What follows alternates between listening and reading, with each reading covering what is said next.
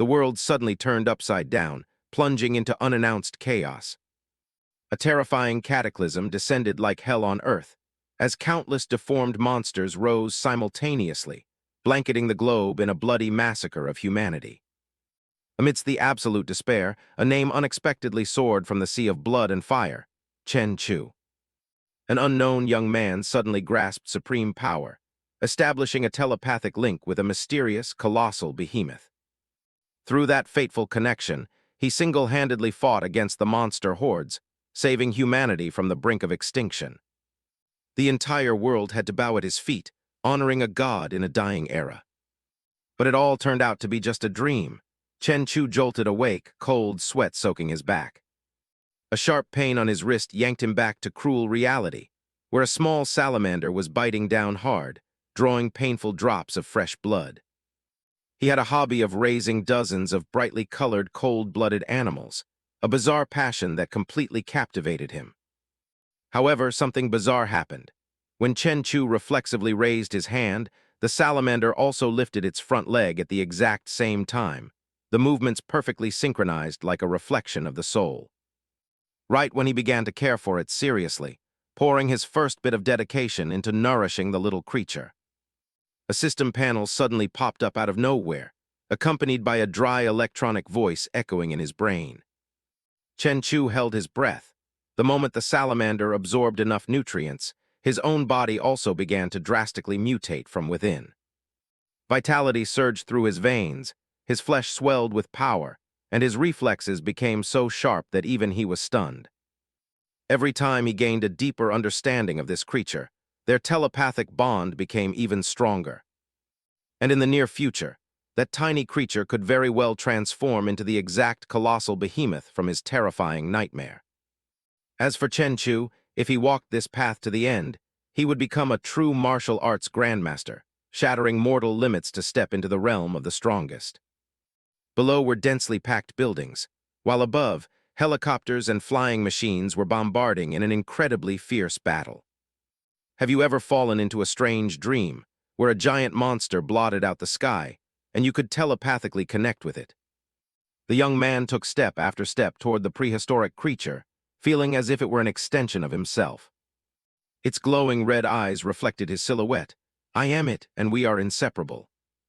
Chen Chu quietly raised his head, ignoring the sparks wildly dancing in the wind around him. The monster unleashed a devastating breath of fire to attack the swarm of flying lizards, and ever since then, innocent citizens trampled over each other in a panic, fleeing the horrifying apocalyptic scene.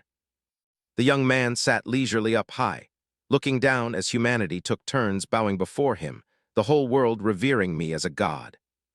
Chen Chu shot up to his feet. Right behind him was the ferocious, majestic head of the giant monster. On a normal day, the TV news anchor was urgently reporting. Wenjian News reporting. On June 2, 2224, Enning City Wildlife Zoo was attacked by a python over 100 meters long. Experts have yet to identify the species. According to photos taken by citizens, a monster resembling a kun also appeared in the sky over Enning City's northern district, causing unprecedented chaos. The young man had completely lost consciousness, his arm covered in fresh blood. Recently, an internationally wanted criminal has infiltrated Enning City. His blurry vision shifted to the strange object on the table. "Wait, isn't this my own body?" The little marine iguana's eyes widened in surprise, stunned by this bizarre reality. He hurriedly turned to the large mirror, exclaiming in horror, "What the hell is going on?" Chen Chu's body moved stiffly. "Why did I turn into a marine iguana?" "My name is Chen Chu, a sophomore at Enning University. Having the restrictive dorm life, I moved out to rent my own place. I have a weird obsession with cold-blooded animals. Their vibrant colors always leave me morbidly fascinated. The pet shop just brought in a very special batch today. From the very first glance, I was completely captivated by this amphibious marine iguana. Marine iguanas are generally docile, but unexpectedly, the moment I let it out, disaster struck. Its razor-sharp little teeth clamped down on his flesh, causing his blood to splatter everywhere. The young man was in so much pain that he instinctively raised the phone in his hand. He coldly slammed the edge of the phone down on its head, with a heavy blow. The marine iguana immediately let go, but its tail fiercely whipped Chen Chu's head in retaliation. Back in the present, he slowly opened his eyes, his consciousness gradually returning after the coma. Chen Chu's face and the little iguana stared at each other, quietly observing one another. A moment later, the little creature's arm raised high, waving as if saying hello. The young man excitedly mimicked the gesture, his mind blown. "What's this? I can control its body. It feels exactly like moving my own limbs." He couldn't help but smirk. Could this be my cheat ability? Am I the main character and my plot armor can finally no longer be hidden? The little creature suddenly rolled over, but then he hesitated. But what can this iguana clone even do? Livestream as a smart pet, or go to the sea to dig for abalone and catch sea cucumbers to sell for cash? Chen Chu picked up its tail like a toy and sighed. I guess I'm not cut out to be an MC. Other people's cheat abilities turn them into either the ultimate villain or a cosmic god-tier world tree. He whined dejectedly, his stomach also starting to rumble with hunger. And I just get this tiny little iguana. Outside, the night had begun to fall, the high-rises glittering with the lights of the bustling city. He looked out the window and muttered, I'm starving. Turns out I was out cold for a whole day. I wonder what these iguanas even eat. Chen Chu happily let it cling to his arm. Since it's a marine iguana, it should be able to eat meat, right? A package of beef was taken out. The knife in his hand spun a few times, incredibly skilled and sharp. The young man quickly prepared a plate of fragrant, mouth-watering meat. He sat and watched it eat with satisfaction. As expected, just like skinks, iguanas can easily digest meat. Suddenly, the system's voice echoed dryly. Your clone has gained 5 evolution points plus 0.5 constitution. He looked up in shock. What the hell is this? A basic status panel detailing name, level, constitution, spirit, talent, and skills appeared clearly before his eyes. Chen Chu was dumbfounded, his heart pounding. Could it be this is my real cheat ability? Relying on the skill description, he focused intensely on the palm of his hand. The young man stood motionless for a long time, deeply contemplating something far away. Memories of his grueling childhood training suddenly flooded back. Practicing forms without practicing internal energy is nothing but an illusion even in old age. The man strictly instructed. The root is in the feet, initiated by the legs, directed by the waist. Only when the power of the bones merges does it reach the fingers. Chen Chu pleaded shakily, Dad, I'm too tired. After stance training, can I skip the run? His dad immediately shot him down, his voice like iron. No, quitting halfway is for trash. Those words cut his pride like a knife, renewing his determination. I don't want to be trash. The exhausting training continued, as he poured his soul into running every lap. Faster, I have to be faster. Those tiny feet accidentally tripped over a sharp rock. Carried by momentum, he face-planted onto the hard dirt, experiencing agonizing pain. Chen Chu gasped for air continuously, feeling like he could pass out right there on the spot. His dad walked over and coldly reminded him, Get up yourself. Out there when you fall, no one is going to reach out to help you. As time passed, he handed him a simple, rustic wooden box. Before leaving, he gave him strict instructions. This is all of our family's savings. You have to travel a very long way, and the road ahead you must walk alone. His calloused hand rested on his shoulder with full trust. Remember, martial arts are not useless. Only when you are strong enough will you be able to see the dark side of this world. He asked with tears in his eyes, Dad, how am I supposed to find you later? He leisurely stood up from his chair and said in a deep voice, Wait until you reach the Grandmaster realm, however. By then, I might not be around anymore.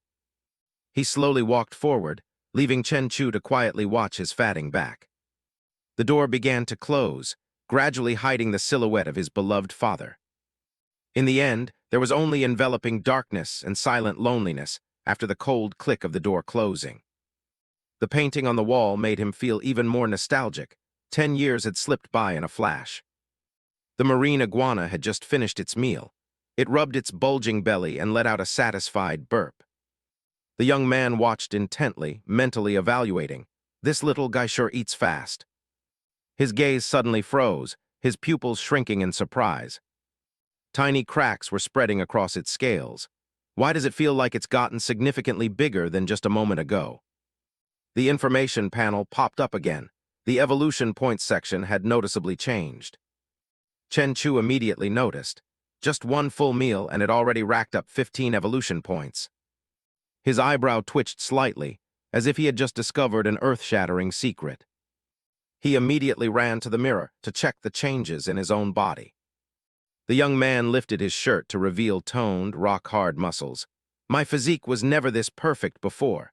After the iguana gets stat points, does it feed back into my own body? He thought to himself, full of anticipation. Accumulating enough points will complete the evolution. Maybe it really will become the giant behemoth from my dream. Those amber eyes and razor-sharp teeth had been permanently burned into his mind. Chen Chu excitedly declared with absolute certainty, "And I will definitely become a true martial arts grandmaster." The next day at the supermarket, Chen Chu enthusiastically bought a massive haul of groceries. "Bro, give me 10 kilos of boneless beef and 20 kilos of pork, debone that too," the butcher quickly replied. "All packed up for you, cash or scan." The young man decisively held out his phone. Scan. He lugged the heavy bags of meat into the trunk, thinking to himself, this should be enough for a few meals. Chen Chu carefully slammed the trunk shut, producing a dry thud. The car slowly rolled away, leaving the supermarket parking lot. The next destination was none other than his familiar apartment building. Plates of food, from potatoes to glistening, savory tomato sauce, heavily blanketed the table. Chen Chu sat down and breathed a sigh of relief. Eat up, so I can take another step closer to becoming a great Dao Grandmaster. The marine iguana's eyes lit up, drool endlessly dripping at the sight of the delicious prey. Greedy chomping sounds echoed, and before long the plate was licked clean. To the iguana's taste buds, pork seemingly couldn't compare to the deliciousness of beef. He fell into deep thought, his profound gaze lingering as he calculated something. Chen Chu stretched high and clicked his tongue. The beef was a bit under-seasoned, I'll have to make it richer next time. Meanwhile, the iguana looked incredibly satisfied, lazily sunbathing on the windowsill. The young man stepped into the martial arts room, facing a massive heavy punching bag looming in front of him. His seriousness spiked, Chen Chu staring intently at the target with a razor-sharp gaze. The young man threw a simple punch, but the terrifying power caused the punching bag to shake, sending cotton stuffing flying everywhere. The system panel had undergone a massive change. Character name, Chen Chu, level 0, constitution 28, spirit 16, evolution points 195-200. Chen Chu leisurely double-checked, according to the ancient martial arts classifications.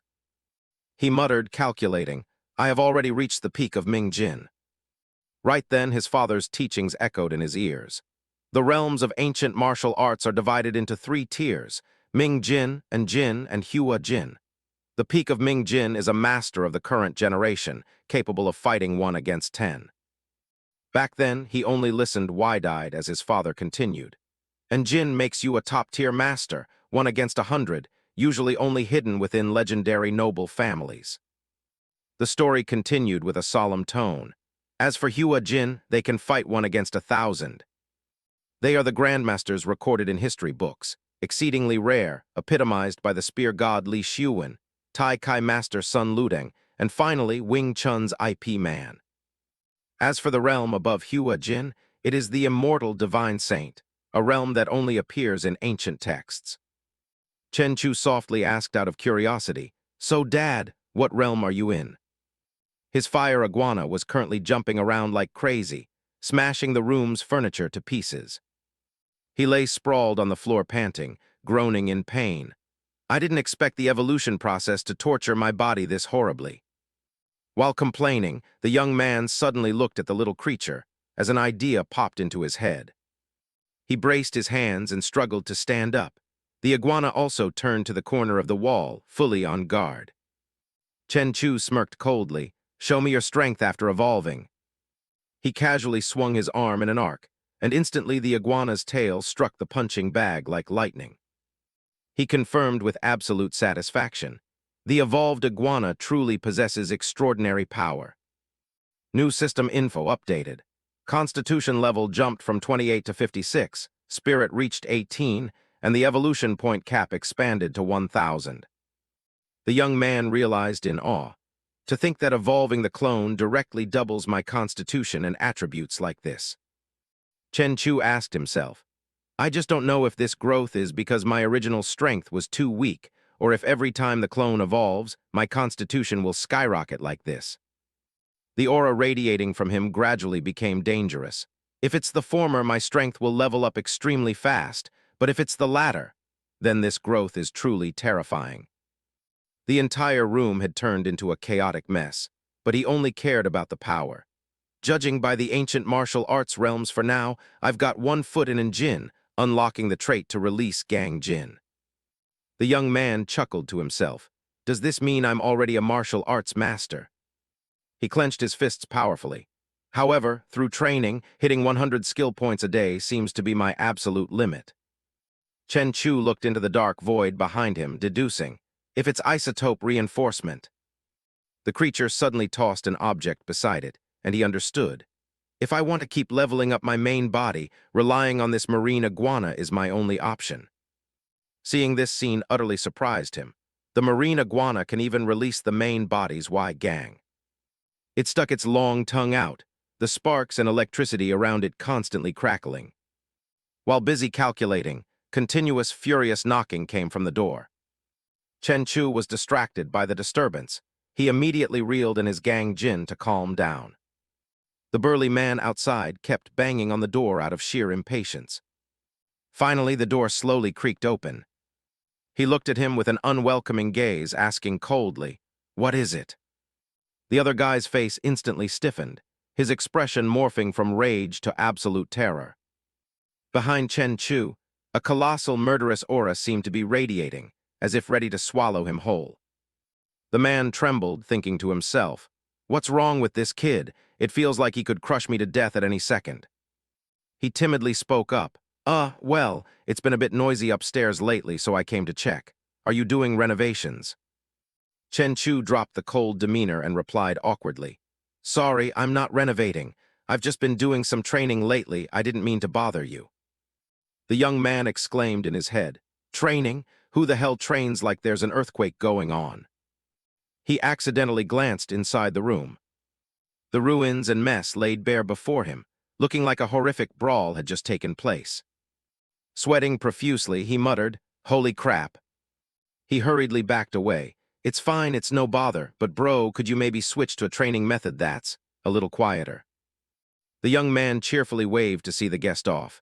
"No problem, really sorry about that, I'll pay more attention from now on." The neighbor tried to keep his cool. Thanks a lot." The elevator doors slowly closed, right as his marine iguana appeared. It stood quietly beside Chen Chu, its tongue sticking out as if challenging the whole world. Chen Chu stood silently in the middle of the room, marked with scratches and splattered mucus. He narrowed his eyes, observing the chaotic reality around him. He crossed his arms, pondering. The marine iguana clone's body has gotten too big. I can't keep raising it in the house anymore. I guess it's time to return it to the ocean. Gentle waves rippled, reflecting silver light in the tranquil space. Chen Chu parked his car right by the beach, small footprints trailing in the sand, guiding the way for a new journey. Sitting inside the cabin, one hand on the steering wheel, the other resting on the handbrake, he leaned over to look beside him and softly exclaimed, "We're here." Under the fading evening sun, he pushed the door open and stepped out of the car, followed by the iguana clone slowly creeping down to the ground. He closed his eyes slightly, taking a deep breath to feel the sea breeze carrying the salty taste of the ocean brushing past his skin. As the sky darkened, Chen Chu leaned against the car, quietly watching the iguana clone crawl toward the water, the creature's eyes gleaming with wild excitement. The iguana suddenly dove, its tail whipping powerfully to create a massive pillar of water before shooting off the surface and vanishing into the deep sea. Amidst the surging currents, the iguana clone gently closed its eyes to feel the movements around it and activated its chi sense. At the bottom of the sea, covered in algae and bubbles, surrounded by small fish swimming near flickering jellyfish, he mentally assessed. My chi sense can currently cover my entire body within a 10-meter radius.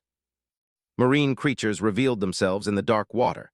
The small fish scattered in panic as a mutated five-eyed fish swam upstream in a bizarre manner. He froze, his eyes glued to the strange target before him, and coldly decided, "This fish has 5 eyes? Then I'll choose it as the appetizer for today." The clone whipped its tail, tearing through the water, its gaze intensely focused, locking onto the sluggish target ahead. He charged at maximum speed, his powerful, undulating body creating fierce underwater currents. The marine iguana clone shot forward like an arrow, white foam churning as mud and algae on the seabed were blasted everywhere. The water surged violently with every movement, its mouth emitting a low growl, directly intimidating the wretched prey. The five-eyed fish looked around in a daze, as if confused. Right behind it, the iguana abruptly stopped, its entire body radiating a fiery red glow like a death signal. With blazing eyes, its long tongue shot out unexpectedly, snapping forward with absolute precision. The marine iguana suddenly transformed, its body expanding as it spiraled through the water, its razor-sharp claws extending, lunging to bite down hard on the fish. After the meal, the iguana lazily drifted. The system voice chimed. "Your clone has consumed a mutated fish species, gaining 10 evolution value points, constitution +1. He swam off swiftly, a hint of surprise in his mind. After evolving, eating normal plants usually only gives 1 point. I didn't expect mutated animals to provide a whole 10 points. The iguana glided gently through the water as he worried internally. The ocean has already spawned mutated creatures like this. Combined with recent news, it looks like this world's peace is really coming to an end. The iguana lunged again, decisively snapping up another deformed fish swimming sluggishly ahead. Its razor-sharp teeth sank into the strange fish's belly, fresh blood blooming, and dissolving into the freezing currents. The system announced that it had reached the daily cap of 100 evolution points and could not gain any more. To an ordinary human, the seabed was pitch black, but to the iguana, it was a brilliantly colorful world. It tilted its head, exhaling trails of bubbles, thinking to itself, "Even though I'm an amphibian that can stay underwater for a long time, since I don't have gills, I still rely on my lungs and have to surface for air occasionally." His spiritual main body was also quietly approaching from behind, the two silhouettes blending into the dark, deep blue water. The iguana clone crawled to the mouth of a cave, its sharp eyes quickly scanning the entire surrounding area to stand guard. Chen Chu's voice echoed with satisfaction. "This spot isn't bad. I'll just let the marine iguana clone rest here." Chen Chu stood by the car and breathed a sigh of relief. Everything was settled.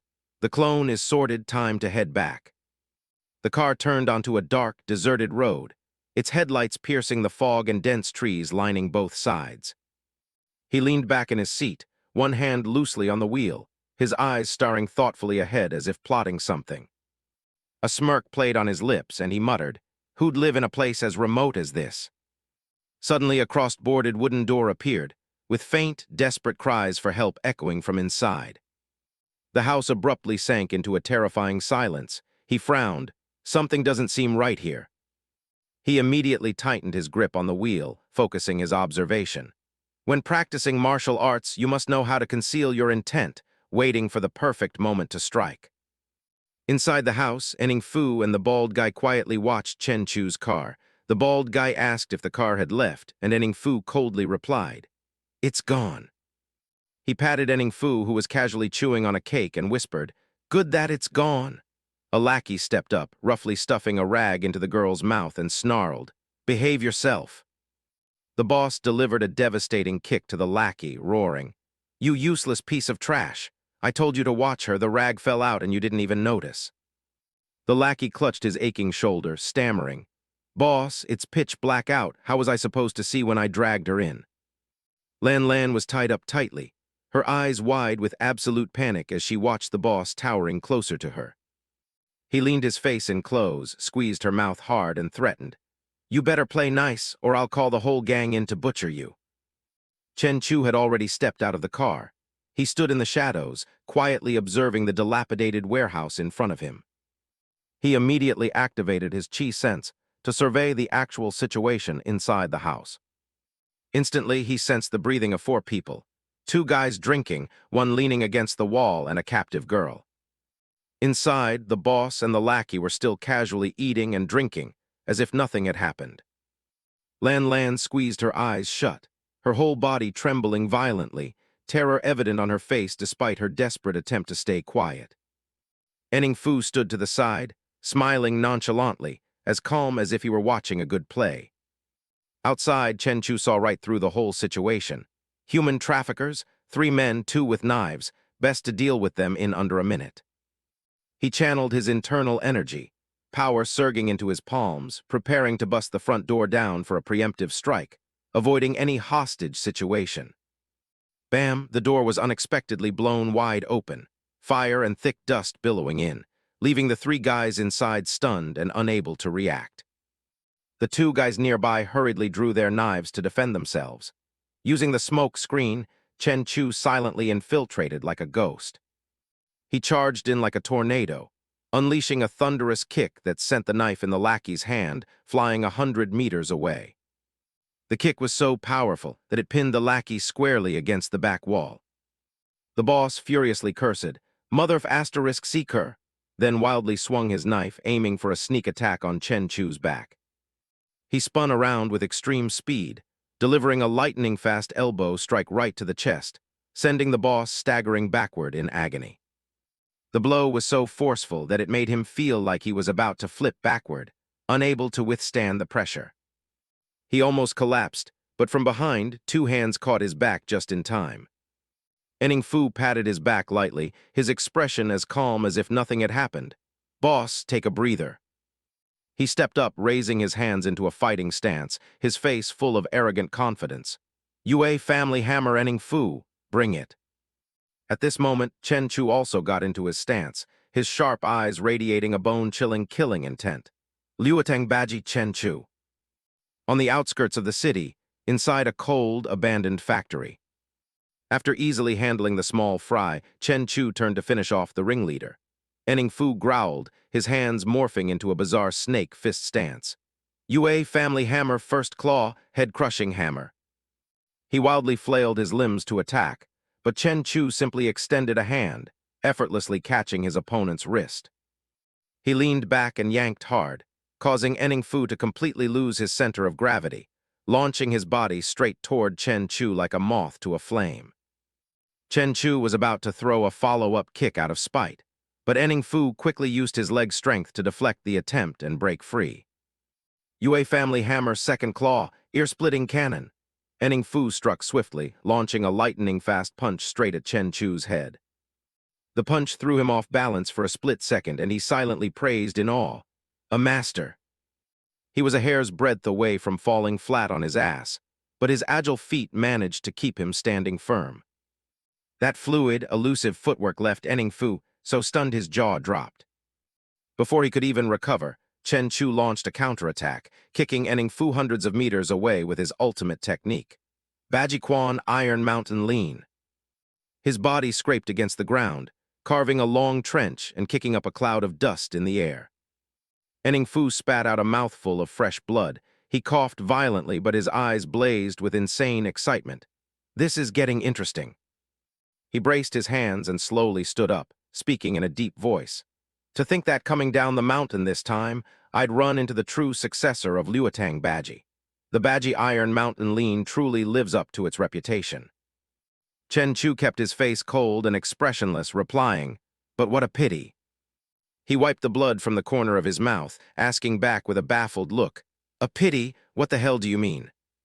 He clenched his fists, his face stern as he interrogated. "I didn't expect you to be a thug, and I definitely didn't expect you to master all 3 powerful claws of the Yue family hammer."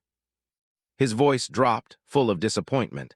What a pity that the true successor of the Yue family hammer chose the path of evil. Hearing this, he only let out a mocking laugh, a smile dripping with sheer arrogance. He lowered his head slightly, speaking with utter contempt. "What the hell do you know, you wet behind the ears brat? It was only after I came down the mountain that I understood how this world truly works.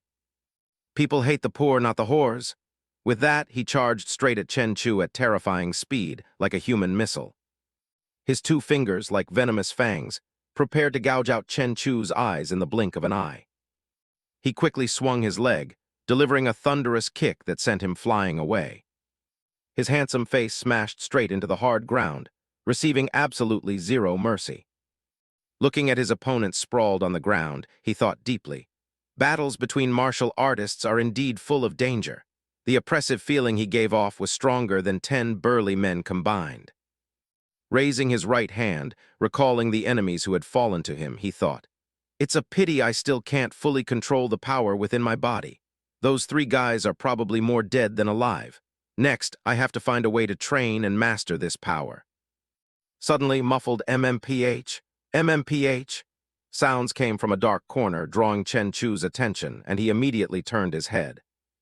It was the young girl kidnapped by the thugs, tied up tight. He rushed over to untie her. Lin Roya burst into tears of fear. She threw her arms around Chen Chu, sobbing. Thank you so much."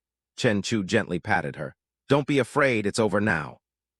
He gave a gentle smile, holding up his phone to reassure her. "All right, stop crying. Wait until I leave, then call the police. But could you do me a favor?" Chen Chu patiently instructed. "When the police take your statement, just say you didn't see my face clearly, okay?" She blinked her large, tear-filled eyes and nodded slightly. "MHM, I definitely won't say anything." 10 minutes later, police sirens tore through the night. Dozens of armed police officers got out of their cars, cautiously advancing into the abandoned building. They tensely aimed their guns, high-powered flashlights illuminating every corner alongside the command. "Freeze! Put your hands up." One officer was dumbfounded, his eyes wide as if he couldn't believe the scene before him. This is. The flashlight beams pointed straight at where Lin Roya stood, surrounded by several thugs lying sprawled out on the ground, completely unconscious. At the police station, Guan Qing held a file, knocked on the door, and said loudly, "Deputy Chief, here's the file you asked for." She approached the desk and reported seriously. "Based on the dents and cracks on the busted door, it looks like it was kicked from the outside, flying 3 meters away. The minimum force of that kick had to be at least 1,000 kilograms." Guan Qing placed a stack of evidence photos on the desk and explained. 2 kidnappers died on the spot. The other one suffered severe brain trauma and is currently in a vegetative state. According to Lin Roya's testimony, the person who saved her that night wore a mask, so she couldn't identify him. The deputy chief frowned, analyzing. "How is that possible? Even the world boxing champion's best record on a punching machine is only 800 kilograms. Furthermore, in actual combat, it's impossible to output such an absurd amount of force." Guan Qing eagerly continued the discussion. "His strength has clearly reached a non-human level, but recently, bizarre incidents have been happening more and more often." Suddenly, the sky outside darkened. Thunderstorms tore through the city night, carrying a bizarre surge of spiritual energy like a ghostly omen. Guan said in a deep, reassuring voice, "It's just the calm before the storm." In a clearing near a tranquil lake, the deserted area was filled only with the sound of leaves rustling in the wind. Chen Chu parked his car under the dense shade, acting as nonchalant as if waiting for someone. Suddenly, 3 strangers appeared, engaged in a heated discussion. The boss led the way with 2 lackeys tailing him. One lackey asked, "Boss, you just made some cash and already blew 100 grand buying a chick from Bald Tiger. Isn't that a bit of a waste?" The other agreed. "Yeah, we worked our asses off to find that shipwreck and made 2 million. The boss immediately barked, "You narrow-minded idiots, do you know who that chick is? Once we nab her, we'll have all the money we want." Hearing about money, the 2 lackeys' eyes lit up, asking excitedly, "Really, boss?" The boss turned around and questioned. "4 eyes, is the company stuff handled?" He replied instantly. "Don't worry, boss, I've got the shipping company all set up over the past 2 days, and I rented a super luxurious office building just like you wanted." He smugly held up 2 fingers, showing off. "That's not all. I even had premium recruiters pick out a gorgeous secretary and a top-tier receptionist, guaranteed to catch your eye." The boss smiled deviously. "Now that I've awakened my underwater breathing superpower, all I need is the location of the shipwreck to clean out all the treasure down there." Thinking of the bright future, his spirit boiled with excitement. By then, we'll have more money than we can spend. You guys better get ready to enjoy the high life. Suddenly, a strange flash of light darted behind him, catching his attention. Panic set in, sweat pouring down his face in fear his plan was exposed, and he growled, "Who's there?" Chen Chu stood not far away, speaking coldly. "I've seen plenty of perverts, but this is the first time I've met a lunatic like you." The moment he finished speaking, the guy across from him had already whipped out a razor-sharp knife. He charged furiously, not forgetting to leave behind an arrogant remark. "You've got guts, but guys like you usually don't live long." Chen Chu's body suddenly radiated a blinding golden light. He stomped hard on the tree trunk next to him, his majestic aura looking as if he were casting some ultimate secret technique. In the blink of an eye, he summoned a strike of lightning, blasting Zhang Changshu far away. Then he swung his arm, gifting him a 1,000-pound punch dead in the stomach, making the knife in his hand drop freely to the ground. Giving his opponent zero time to breathe, he followed up with a brain-rattling kick, sending him flying and crashing back first into an ancient tree. The lackeys standing by panicked, sweating bullets. How is this possible? After the boss awakened his superpower, his strength skyrocketed. Fighting 5 guys was a breeze. The other lackey trembled, warning, "This is bad, let's run." But before they could even take a step, they were smacked down by an invisible demonic force, pinned flat to the dirt. Zhang Changshu was pale with agony, groaning in confusion. "What? What did you do?" He completely ignored the question, dropping a cold order. "Look at me." His eyes flashed with a mystical jade-purple light as he thought to himself, "I have to test how effective this mind control ability is." Chen Chu used that mesmerizing gaze to lock onto his mind and asked, "What is your name? What do you do?" He stared dizzily into his pupils, his consciousness fatting, falling entirely into a state of unconscious obedience. Zhang Changshu sluggishly approached Chen Chu, obediently confessing, "My name is Zhang Changshu. I own a large ship specialized for smuggling. A month ago, I awakened the ability to breathe underwater." He praised internally, "Mind control sure is handy. Now he's nothing more than a puppet in my hands." He continued to report every detail. "I dive for shipwrecks at the bottom of the sea, then sell the treasures I find to the rich kids for cash." The image and booming voice of those tycoons echoed in his mind. "This is the worthy reward for working for me." Suddenly, Zhang Changshu stood stock still like a wooden statue. It turned out Chen Chu had actively disabled the mind control. He collapsed, clutching his arm and screaming, "Ouch, boss, what happened to my arm?" Chen Chu replied nonchalantly, "You were careless and fell, breaking your arm." He completely bought it, replying, "Oh, so that's it, got it." Witnessing that scene, he smugly realized, "My mind control ability even warped the target's internal judgment." Next, Chen Chu issued a firm order. "Go rest on the ship first. I'll go wake up those 2 and follow you up." He obeyed absolutely. "Yes, boss." In his mind, he started calculating. "My iguana is growing at an insane rate. It can't lack food. Zhang Changshu has a ship and connections with the rich. Hijacking his wealth to feed the iguana makes the most sense." Then he turned around, his eyes shooting out a mesmerizing glow aimed at the remaining 2 lackeys, thinking, "Mind control is truly terrifying." Still, controlling Zhang Changshu took a bit of effort, whereas these guys are a piece of cake. It seems this ability relies heavily on the target's willpower. The whole group moved in unison, stepping onto the massive ship anchored right before them. Black Ghost curiously whispered, "Boss Zhang, who is he?" He glared, explaining sternly, "From now on, he is my boss. Show some damn respect." Chen Chu, hands in his pockets, strutted proudly across the deck, much to Black Ghost's confusion. Hello, boss." Zhang Changshu tagged along and reminded, "Go prepare the transfer contract. This ship belongs to the boss now." Not long after, the ocean liner transfer contract was drafted and presented. "Boss, the contract is finalized." Chen Chu held the fresh paper in his hands, issuing a decisive order. "4 eyes, wait for me at the office tomorrow. Boss Zhang, you're hurt. Come with me to the hospital for a checkup." He replied instantly, "Yes, boss." The next day, deep in the vast ocean, the iguana was eagerly enjoying its feast. The ocean was a paradise holding an endless source of vitality.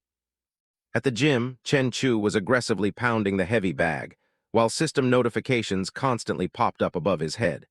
+5 evolution points, +0.5 constitution. He noted internally, I can't just rely on the iguana clone to level up my strength. I still need my own grueling training. After 2 real fights, I clearly feel my power undergoing a massive transformation. In the underground cave, the iguana wasn't slacking off either. The absorbed energy was gradually being digested through physical activity, plus 6 digestion points. On land, the sun beat down like fire, while bizarre strong winds suddenly blew around the high-rise buildings. Chen Chu walked out of the skyscraper, calculating in his head. The transfer procedures are all done. Just 1 day without going out and my evolution points have increased by over 90 and my body has grown a full 20 centimeters. The building staff bowed respectfully. Take care, boss. He clenched his fist, planning. I should let the iguana out to sea tomorrow. I'm not the only one with powers in this world. I have to combine it with the resources at the bottom of the sea to rapidly boost my strength. Right then, on the surface of the sea, 2 lackeys were drifting and fishing. One opened the fish hold and complained. Fish are scarce lately, barely caught anything. The other, sunbathing, gossiped. I heard a school of fishes swimming by soon might be sharks. Once sharks appear in schools, even killer whales have to steer clear. The blazing sun beat down on the vast ocean, eerily quiet. Deep beneath the water, a few starving sharks were circling, eyeing a poor little whale calf. A shark with razor-sharp teeth noticed Chen Chu's iguana clone hunting nearby. It swam blazingly fast, opening its massive jaws intending to swallow the iguana in one gulp. That overconfident fool stupidly chomped down on the iguana's back, which was as thick as iron armor. The iguana didn't back down. It immediately bit back at the fierce fish's rotten snout. Great white shark actually tastes pretty good, the system chimed, plus 10 evolution points. Your clone has met the evolution requirements. Would you like to begin evolving now? The iguana slowly crawled onto the shore as he praised inwardly. I get to choose freely this time. Then he hit the confirm command. Instantly, terrifying crimson lightning crackled around the iguana's body. At the same time in the gym, Chen Chu's main body also began a synchronized evolution process. The stat panel appeared. Chen Chu Level 1 Constitution, 130, along with many other outstanding stats. Chen Chu collapsed onto the floor, a wave of excitement spreading. I broke through. My constitution is now 13 times that of a normal person, and my strength has reached the Jin threshold in ancient martial arts. He happily scrolled through the info panel and analyzed. My constitution didn't increase that much after evolving. Makes sense. The initial spike was because my base stats were so garbage. Staring at the attributes section, he was curious. However, what exactly is this water attribute? Returning to the iguana clone, its physique had made a spectacular breakthrough. Its bone density and body weight skyrocketed compared to before. Its strength doubled, its claws toughened, and its burst capability was absolutely terrifying. My swimming speed has hit 70 kilometers per hour, surpassing even large cargo ships. The noise while moving has decreased, and water resistance is way lower. This must be the effect of the water affinity attribute. Chen Chu sat leisurely on the phone, asking, Has anyone wanted to collaborate on a treasure hunt lately? The other end replied, Not yet, boss. Then we'll find it ourselves. How's the investigation going? The report came through. We've pinpointed a few shipwrecks, but Boss Zhang can't dive that deep. He immediately interrupted. No need to worry, just keep at it. He stood up, looking at the nautical map, pondering. The shallow waters along the ancient shipping routes of Country Z, Country H, and Country R have almost all been explored. The deep waters are where the more valuable ships are hidden. 25 kilometers southeast off the coast in the Yellow Sea area, Chen Chu's iguana clone dove to the bottom. After this evolution, its sensory abilities had strengthened significantly, easily perceiving everything within a 20-kilometer radius. After a little fine-tuning, I'll be ready for action. He stretched, realizing a universal truth.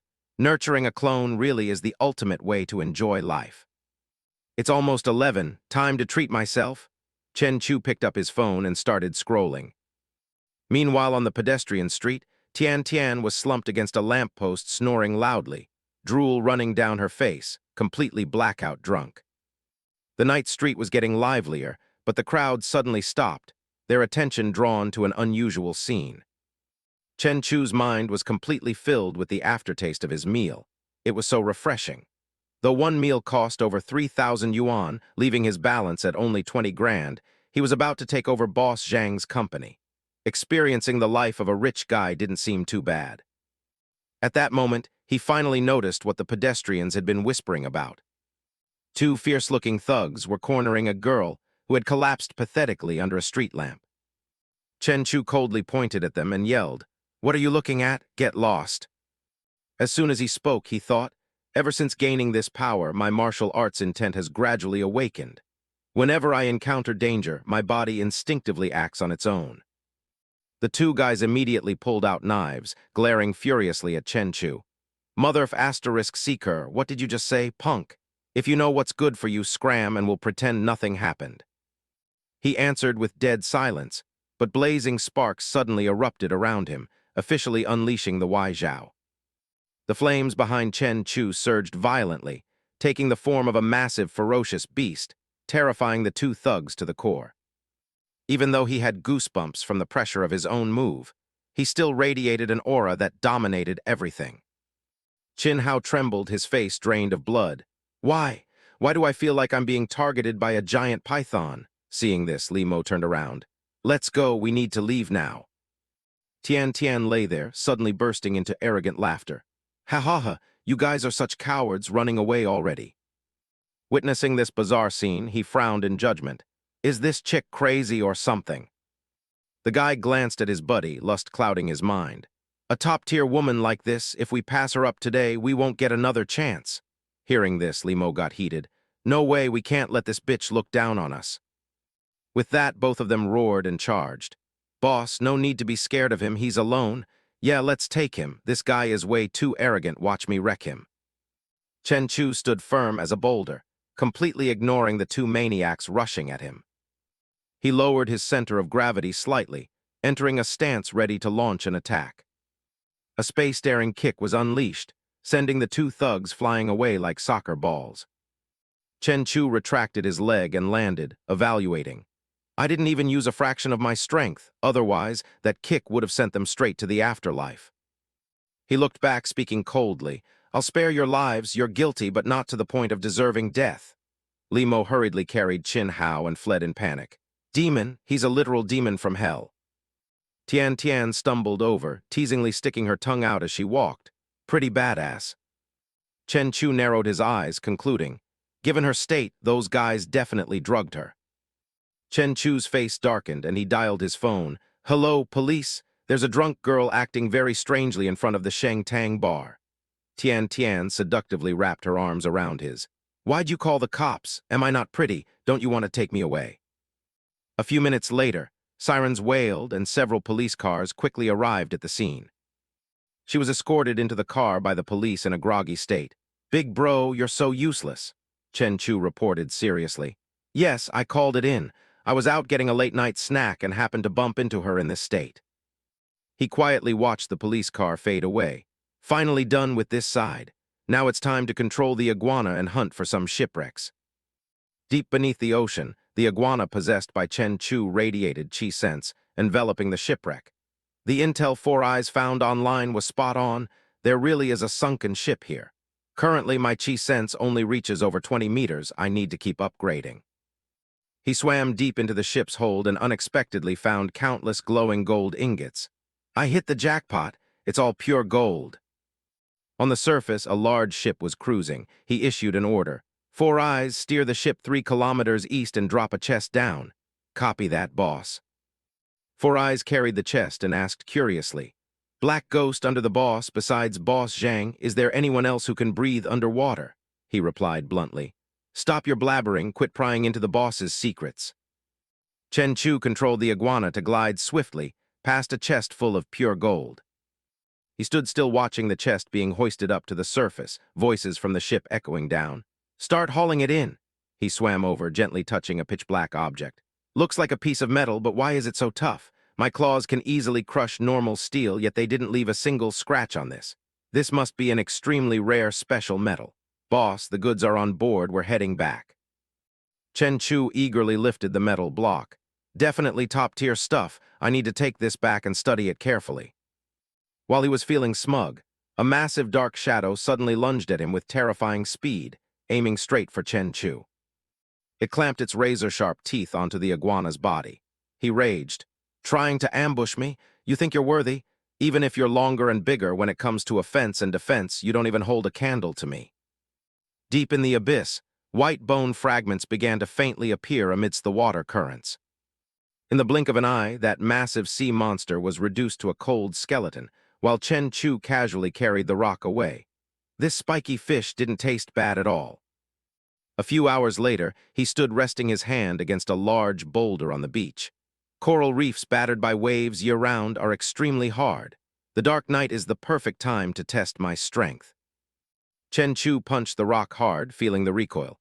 Even with the kickback, my bone density is nearly 20 times that of a normal person, plus the protection of my outer shell. This punch only made my hand ache a little.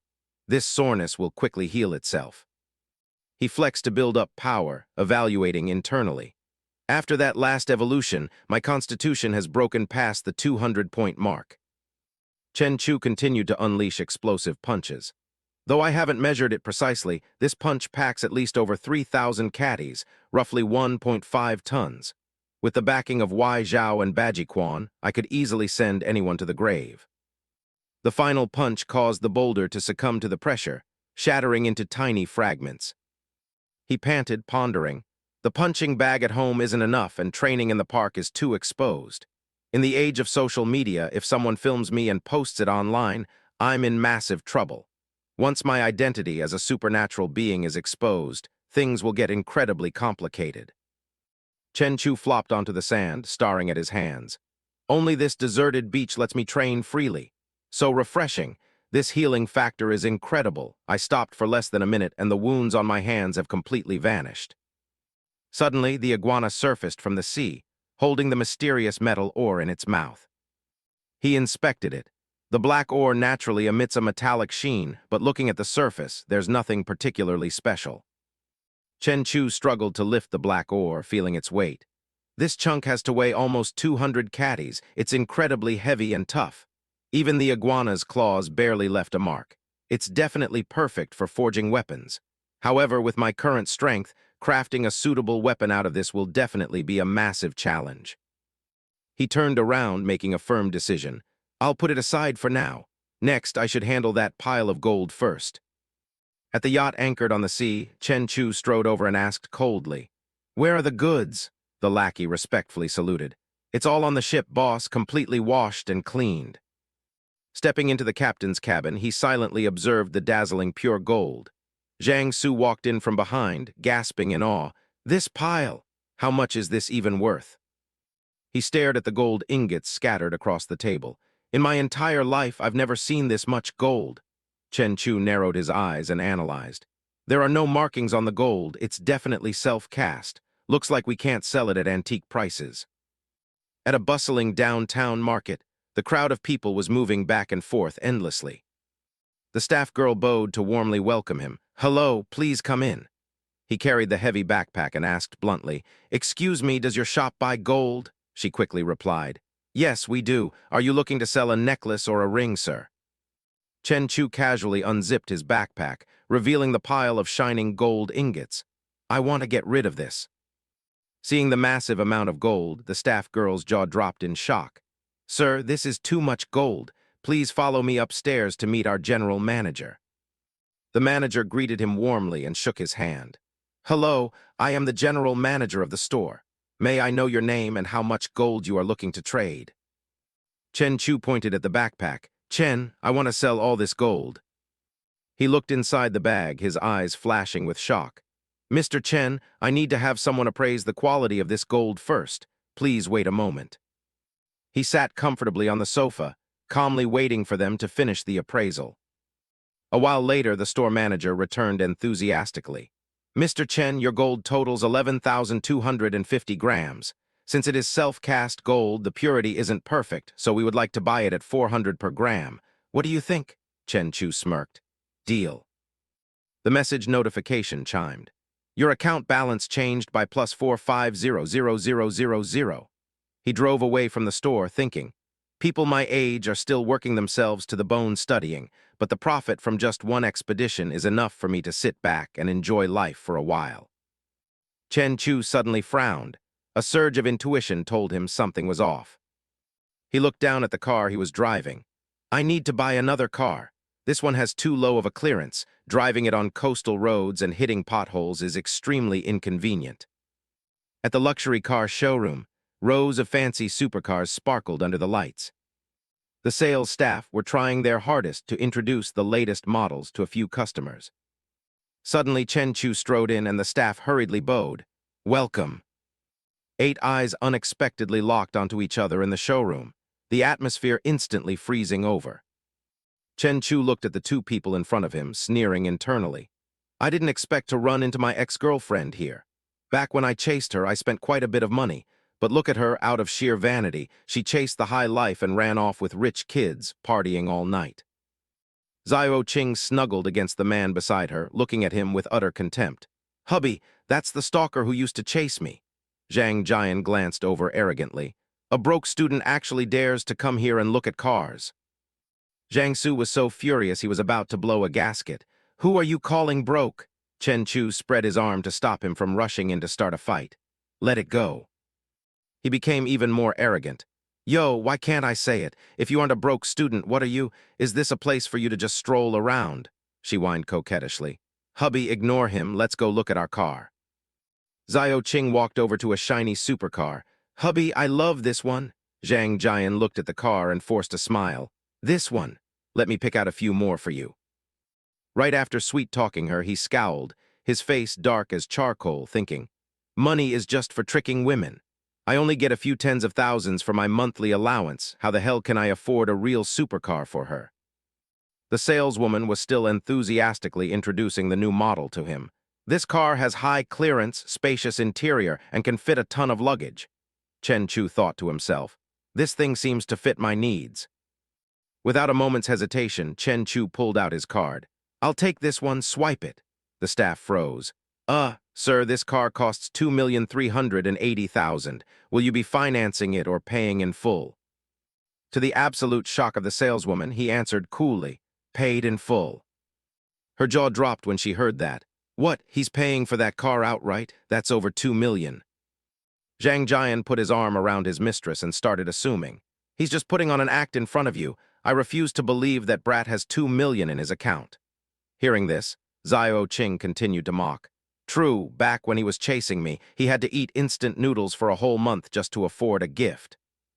The 2 of them strutted over arrogantly. A student will always be a student. It's fine to look at luxury cars just to see them, but pretending to buy one is ridiculous.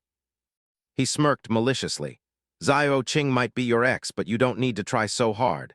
Later, when the card declines for insufficient funds, it'll be incredibly humiliating.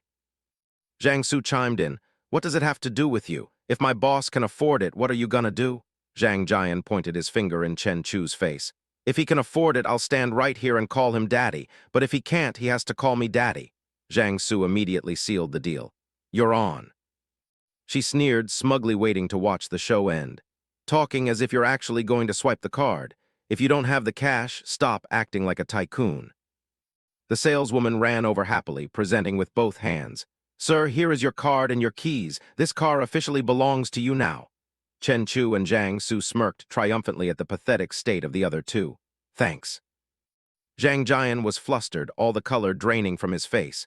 He really bought it. That's over $2 million. Zio Ching's eyes also widened in shock. Chen Chu, is he really that rich? Zhang Su grabbed him by the collar, growling. Shouldn't you honor your promise and call our boss, Daddy? He waved his hand dismissively. 4 eyes, no need to dirty your hands arguing with this kind of trash. He was still fuming at the 2 shrinking back. The boss is too kind. If it were me, if you didn't call me daddy, you wouldn't be leaving here in one piece. Zhang Jian covered his humiliated face, not daring to look up, while she could only stand there silently watching them leave. Zio Ching frantically chased after them, trying to hold onto the car as it slowly rolled away. Chen Chu, listen to me first. Please listen to me. The 2 saleswomen watched the scene and whispered judgmentally. Thought she bagged a tycoon, turns out she missed out on a real dragon. Humans truly only know regret once they've lost something. Above the clouds, the most luxurious restaurant with top-tier service in N City. A long line of staff bowed respectfully as the 2 men walked in.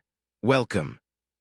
They sat down in the VIP area and the waitress asked softly, "Sir, what would you like to order?" Chen Chu flipped through the menu and ordered decisively. "I'll have the Boston lobster for $58.88 and a king crab for $78.88. Oh, and this one too." He sighed softly. "High prices definitely exist for a reason. This is truly delicious." Two hot waitresses standing nearby attentively fed him. "Ah, what would you like for your next bite?" He smiled happily. "I've cooked so many meals for the iguana, it's about time I enjoyed the life of a rich man." Chen Chu snapped out of it, looking at the phone in his hand. On the screen popped up a message from his academic advisor. "There's only 1 week left until the semester begins. Remember to report to school on time, everyone." Names like Jian Yuanzhang and Manking and Gu Zixie successively confirmed. Chen Chu clicked his tongue. "Almost forgot I'm still a sophomore." The system panel displayed his status info. Level 1, Constitution and Spirit significantly increased. Talent, mind control alongside various other evolutionary traits. He rested his hands behind his head, planning. "Once the semester starts, my time will be severely limited. I need to quickly make a ton of money to upgrade the clone and break through to Njin as soon as possible." Swordfish, the fastest aquatic species in the ocean, with a max speed of up to 90 kilometers an hour. Chen Chu's iguana clone was frantically chasing it, but right now, his speed far surpassed this ocean assassin. Chen Chu caught the powerful fish and devoured it on the spot, thinking, "Swordfish is a delicacy. Now that I'm full, I have the energy to continue the treasure hunt." The dry system voice chimed. "Plus 10 evolution points." The chi sense he radiated could cover and sense every disturbance within a 10-kilometer radius. He immediately locked onto the next target. Chen Chu stood silently on a high cliff, sighing with deep regret. Searching all the way to the deep seabed and still not a single trace of a ship. These past few days have been a total bust. He dove back down to continue scouting, his mind constantly calculating. The world is starting to completely mutate. Who knows if the government is secretly setting up supernatural task forces? Anyway, ever since getting these powers, I must act with extreme caution. At a premium office building in N City, two silhouettes were briskly walking in. Chen Chu, dressed in a sharp suit, strode with absolute confidence. "Ever since Zhang Changshu transferred the company, this is my first time dropping by. This is the most prosperous district in N City. Zhang Changshu really poured his heart into this place." Standing in the lobby of Tianlin Marine Industry, the receptionist quickly bowed. "Assistant Zhang, you've arrived." Zhang Su waved his hand, ordering, "Zio Enning, notify everyone to gather in the boss's office immediately." "Understood, sir." The boss's office was massive and highly imposing. He calmly sat in the head chair as Zhang Su stood beside him and formally introduced. "This is our new boss, Mr. Chen Chu." The entire staff respectfully said in unison, "Hello, boss." The female staff members' eyes sparkled as they admired Chen Chu's handsome looks, whispering, "So this is the boss, so young and he's this handsome and rich." Zhang Su continued to introduce the core personnel. "Boss, this is Enning Naixin from the event planning department." The girl blushed shyly. "Hello, boss." Another beauty walked over holding a steaming cup of coffee, speaking softly. "Boss, here is your coffee." Zhang Su spoke up. "This is your personal secretary, Su Lengyu." Chen Chu remained focused on the document file in his hand, replying nonchalantly, "MHM, just leave the coffee there." Chen Chu pondered deeply. Even though it's currently a hollow company, the equipment is fully stocked. The maintenance costs run over 100,000 yuan a month. Looks like I need to quickly find a few more treasure ships to cover the expenses. He turned to instruct his assistant. "Zhang Su, the meeting ends here.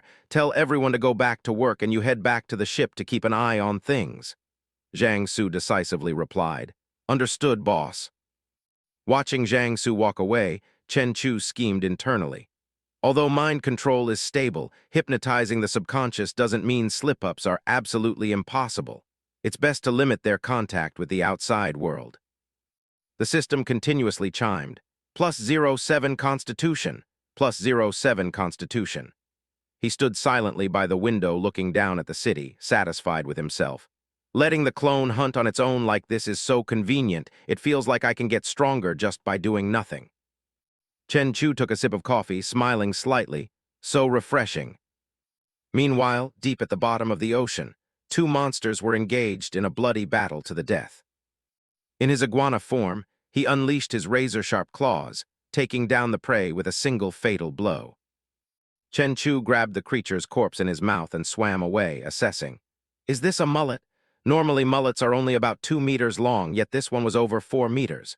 Incredible speed, teeth sharp as razors. If not for my solid defense, I'd probably be heavily injured. It seems the mutated creatures at the bottom of the sea are becoming increasingly ferocious. He began tearing into the prey, noticing a stark difference. The meat contains a spiritual energy totally different from normal, providing a much more abundant source of energy. The system reported, clone gained 90 evolution points, constitution increased by 9 points. Chen Chu stood in the building, his aura erupting fiercely. There's an issue. That fish was definitely a high-level mutant. Now my bones and flesh are being massively enhanced. The leveling speed is 10 times faster than before. The iguana clone continued to drift, hunting for a new target, but he still sighed. What a shame the ocean is so vast, yet it took forever just to find one mutated fish. At the Tianlin Marine Industry office, Zio Enning asked excitedly in a low voice, Sister Lengyu, do you know if our boss is taken? Su Lengyu leaned against the desk, teasing, Why, does the little sis want to hit on the boss? The girl next to them chimed in. Zio Enning's boy-crazy syndrome is acting up again. Suddenly, a deep voice rang out, startling all three girls. You all haven't clocked out yet. Su Lengyu hurriedly grabbed some documents and walked over to Chen Chu. Hello, boss. We still have a few things to wrap up, he thought to himself. With my sharp hearing, I heard all your gossiping while I was in the elevator. I'll just play dumb to save everyone the embarrassment. Chen Chu reached up to loosen his tie slightly, speaking up.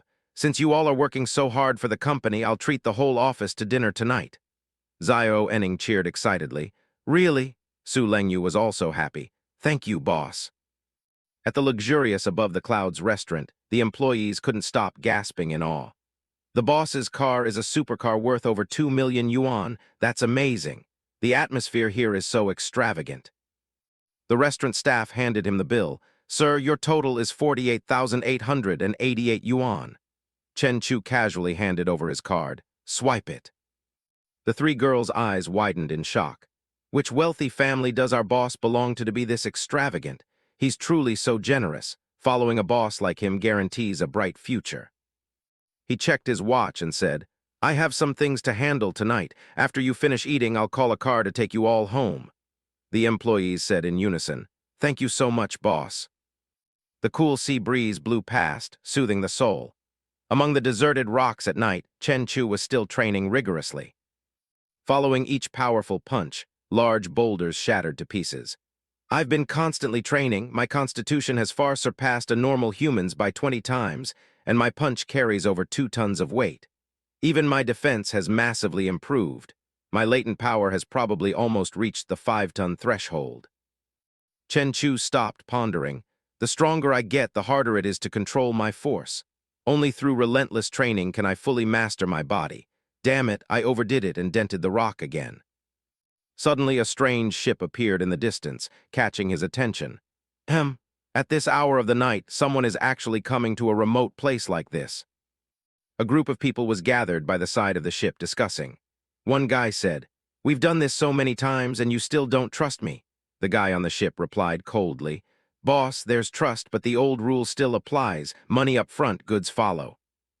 Chen Chu hid behind a large boulder, observing in silence. I didn't expect to stumble upon a black market deal. They all have guns. I must act extremely carefully. A guy from the group stepped up to report. Boss, it's all top-tier merch. The two leaders shook hands with great satisfaction.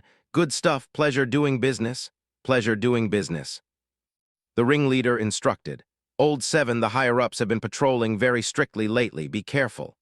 The two lackeys hurriedly replied.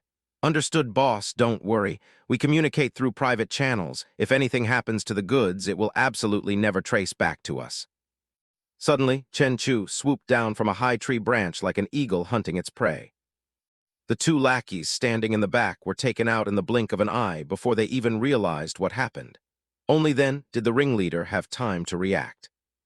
He turned pale, trembling as he pulled a pistol from his pocket to defend himself. However, the moment the boss managed to raise his gun, Chen Chu had already closed the gap right in front of him like a ghost. He delivered a 1,000-pound punch, sending the guy flying backward. Chen Chu stood proudly in the middle of the dirt clearing, surrounded by the collapsed criminals. He looked around, saying coldly, "These people lost their humanity a long time ago. Consider it doing the public a favor today." Meanwhile, on the surface of the sea, a massive dark shadow was tearing through the waves, speeding straight toward the ship. Chen Chu's clones suddenly erupted from the water, launching a terrifying bombardment against the moving vessel. The ship was split in two, causing the men on board to panic in absolute terror as they were violently thrown off. They screamed in despair, "We hit a tough one. What the hell is going on?" The shadowy figures went into free fall, sinking into the freezing water. Looking through the crystal-clear water, they were horrified to see a giant monster circling right below their feet. The crowd frantically paddled toward the shore in a desperate struggle for survival. "Monster! There's a monster! Help! Run quickly!" One young man was launched high into the air, screaming tragically, "Boss, save me, save me!" One guy desperately pulled out his gun, his eyes bloodshot from being cornered. "There's no escape anyway, might as well risk it. I refuse to believe you can tank bullets." He pulled the trigger, a bullet tearing through the wind straight at Chen Chu. He simply cast a nonchalant, contemptuous glance at the young man. The man trembled as he watched his gunshot fail to leave even a single scratch on the monster's scales. How is this possible? Immediately, he opened his massive jaws, lunging forward to swallow them whole in a single beat. Blood-curdling screams tore through the air, echoing across the deserted island. He clamped his jaws down on the briefcase, casually swimming past the corpses bobbing on the water's surface. A while later, in Chen Chu's private room, he sat quietly in his chair, holding a thick stack of cash, his mind starting to do the math. One stack is 10,000 yuan, 300 stacks makes 3 million. Cold hard cash right in front of me along with the skyrocketing numbers in my bank account. It truly brings a very different feeling. The next morning at a cafe, two men couldn't take their eyes off the secretary, praising her. "That girl is gorgeous. That cold aura is truly irresistible." She respectfully handed a file over to Chen Chu. "Boss, please sign this." The two guys outside were jaw-dropped, whispering in shock. "Is that guy her boss? He looks so young, who would have thought?" Chen Chu stood up and left the room with the secretary. "Let's go back to the company. Tell everyone to gather for a meeting." Witnessing the young man's authoritative, commanding presence, the two guys were stunned. This young man gives off a steady feeling like a massive mountain. His aura is truly terrifying. In the meeting room, Chen Chu directed firmly, "I want everyone to perfect even the smallest details. I will not forget anyone's hard work." He guided the employees according to the established plan. "As long as the company keeps up this momentum, I'll give everyone a very generous red envelope bonus at the end of the year." Suddenly his phone rang and the caller announced, "Chen Chu, today is the last day to register for school. You're the only one missing from the class." Chen Chu replied, startled, "Oh, so sorry about that. I'll be right there." He grabbed his jacket and turned to his staff. "I have to go to school to register.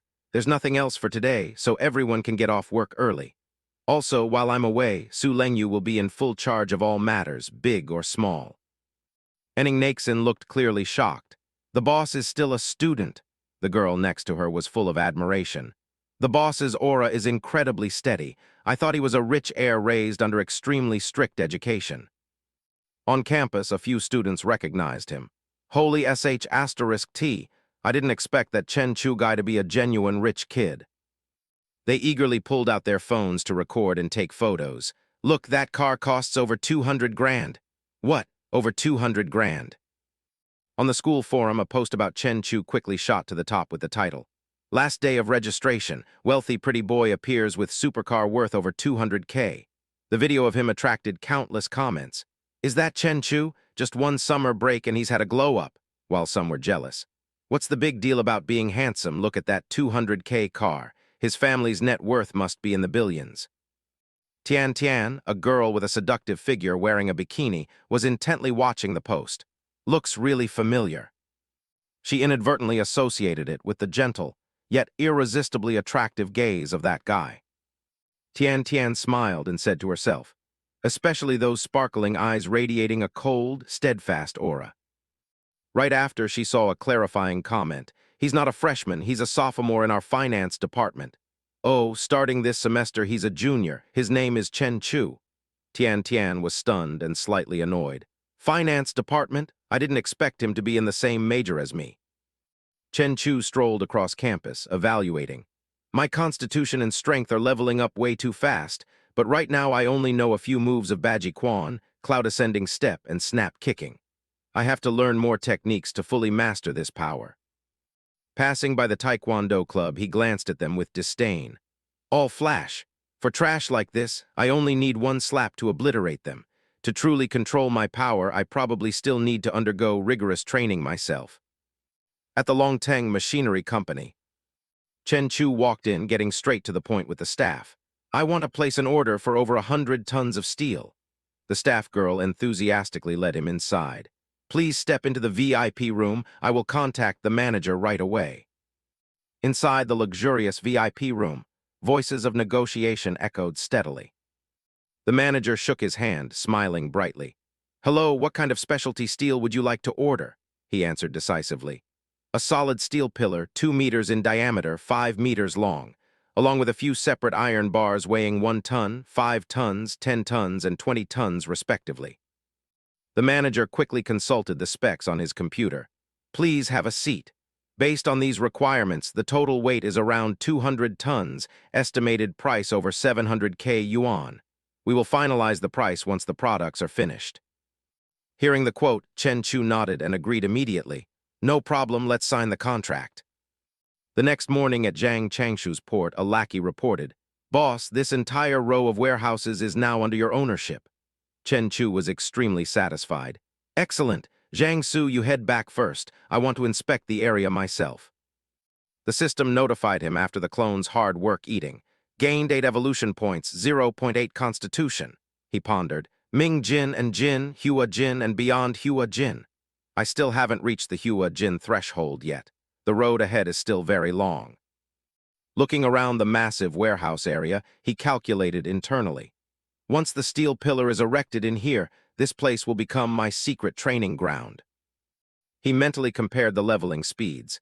Gaining at least 100 points a day, my next evolution won't happen for a whole month. Compared to the iguana's progression, my main body is still too slow. In a suburban area, the police force was locking down a severe murder scene. A female officer reported the situation to Guande. The victim is Luo Hao, also known as Boss Luo, who has dozens of subordinates and a large bar under his belt. His right arm was bitten off by extreme force, leaving only a bit of skin attached. The other guy is old 7. His chest suffered a massive impact that shattered his internal organs, killing him instantly. All 3 were taken down within a minute by the same person. This power is terrifying, the execution extremely decisive. Who could possibly pull this off? Suddenly, the walkie-talkie buzzed with an urgent call. Captain, we just discovered another body out at sea. At the Tianlin Marine Industry office, Yu Ling apprehensively reported, Boss, the company hasn't had any work lately. The staff is just sitting around doing nothing. Should we run some ads or something? Chen Chu lay relaxed on the massage chair, answering nonchalantly. No need. Doing business is like fishing. You have to patiently wait for the fish to take the bait. She looked at him with concern and questioned. Wait for the fish to bite. But if we don't promote or advertise, who's going to randomly come hand us money? Suddenly, Enning Naxin knocked on the door frantically, shouting inside. Boss, someone is looking for you, saying they want to discuss a massive business deal. Hearing this, the secretary was dumbfounded. Huh, really? Is someone really coming to hand us money? A guy walked in with an arrogant swagger, lifting his chin to ask, Where the hell is Boss Zhang? Chen Chu calmly spread his arms, replying coldly, Him and all of his men are now under my management. He smirked, intrigued, and slowly stepped closer. Impressive. I didn't expect you'd be able to subjugate Boss Zhang. Let me introduce myself, I'm Wang Tianhua. He also put on a welcoming front. Ah, Boss Wang, please sit, let's take our time and chat. Yu Ling tactfully spoke up. Boss, I'll go pour tea for you too. He nodded slightly. Go ahead. He got straight to the point. Little bro, I have the coordinates of a shipwreck from hundreds of years ago. It's worth at least hundreds of millions of yuan, so can you handle it? He didn't answer but asked instead. If this shipment succeeds, how do you plan to split it, Boss Wang? Wang Tianhua leaned back in his chair, arrogantly quoting a price. The idea is mine, so 7 for me, 3 for you. International teams all work for this price. Chen Chu bluntly replied without holding back. Then go find an international team to do it. Hearing this, he froze for a second before backing down. Then how do you want to split it? He calmly spread his hand. At least 50-50. If you don't agree, the deal is off. Wang Tianhua's face stiffened as his mind began calculating. The laws are extremely tight right now. Basically, no one dares to salvage this type of ship on their own. Looks like I can only rely on this brat. Thinking of this, he shot up from his chair. Are you certain you can salvage it? He smiled confidently, spreading his arms wide. I have plenty of guys like Boss Zhang under me. If you're not at ease, Boss Wang, you can go test our capabilities. Wang Tianhua finally had to concede, reaching out for a firm handshake. 50-50 it is. Pleasure doing business. He also smiled and replied, pleasure doing business. Back at Guanda's office, he was tearing his hair out over the bizarre case. They say it with such certainty, but where the hell do you find a creature with claws this massive? Then a sudden thought flashed in his mind. Could this be some kind of abnormal supernatural creature? He stared intently at the computer screen as a classified information panel appeared. The internal chat system code S310 displayed Guanda's message. Severe murder case occurred, including 4 deaths at sea with signs of a ferocious beast attack. Classified document code S310, MSJ immediately recorded and responded. Received. Specialists will be sent to investigate. At that moment, Chen Chu and Yu Ling were standing in front of a giant steel pillar. She asked curiously, Boss, what is this massive pillar used for? He casually explained, burying a pillar at the port can suppress the dragon kings of the 4 seas and regulate the water veins in all directions. She slowly walked closer, her eyes full of admiration. Boss, you are truly so knowledgeable. He looked at his account balance, which only had 321,800 yuan left, and couldn't help but click his tongue in regret.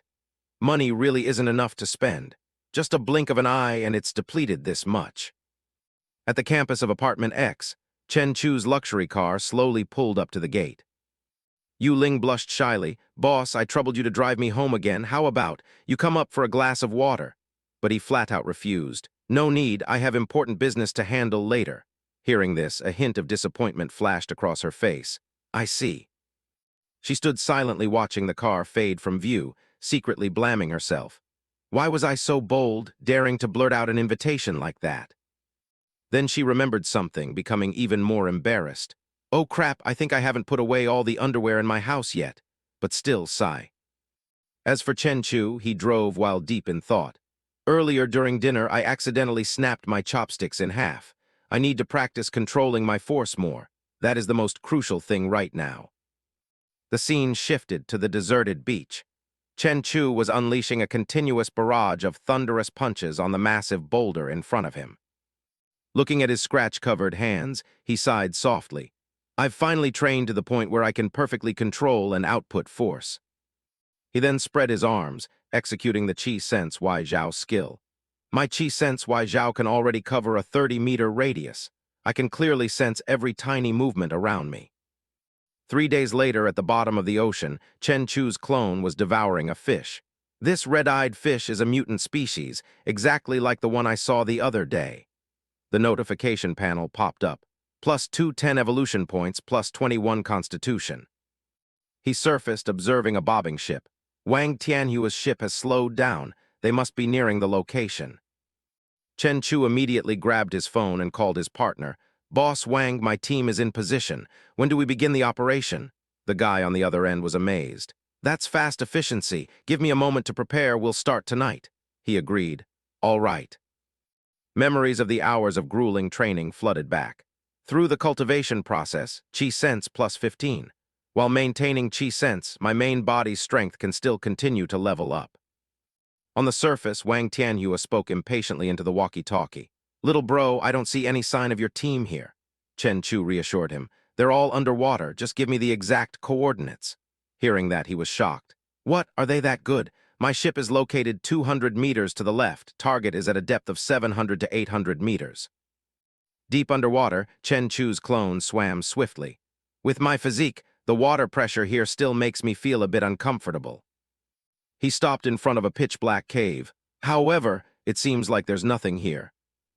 He reported via walkie-talkie, depth 800 meters, perimeter 200 meters, no signs found. Wang Tianhua rejoiced happily. You cleared the area that fast? That's insane efficiency. But then suspicion arose as he looked down at the vast ocean. It's only been 20 minutes and it's completely cleared. How could it be that fast? A subordinate hurriedly reported, Boss, after hundreds of years of storms, the ship's position might have shifted. Quickly move about 1,000 meters to the east. He instantly relayed it over the walkie-talkie. Sorry, little bro, please move about 1,000 meters east and check it out. Beneath the water, Chen Chu dove deeper into the treacherous rock crevices. As he swam, he maintained his chi sense Wai Zhao at maximum output. The clone's eyes suddenly flashed brilliantly. Found it. On the surface, the workers were yelling directions for the winch pulling a chest up from the bottom. Push harder. It's almost up. Inside the freshly opened chest were precious antiques. A lackey ran over to joyfully report. Boss, 8 items are broken, but there are still 3 beautiful, intact pieces. Estimated value is around 30 million yuan. If we sell them on the black market, we can pull in an extra 20 million. Wang Tianhua excitedly spoke into the walkie-talkie. Hear that, little bro? That's roughly the situation. Chen Chu replied casually. You handle all the selling stuff. I only care about getting paid. A few days later, he happily brought 2 briefcases full of cash. Total sales came to over 23 million yuan. Split down the middle, that's 11.5 million each. Count it. He just glanced at the money. No need, I trust you. The guy laughed out loud hearing that. Ha ha, little bro, you're straightforward. Next time I find a shipwreck, I'll definitely hit you up again. Chen Chu looked at his skyrocketing bank account balance, planning inwardly.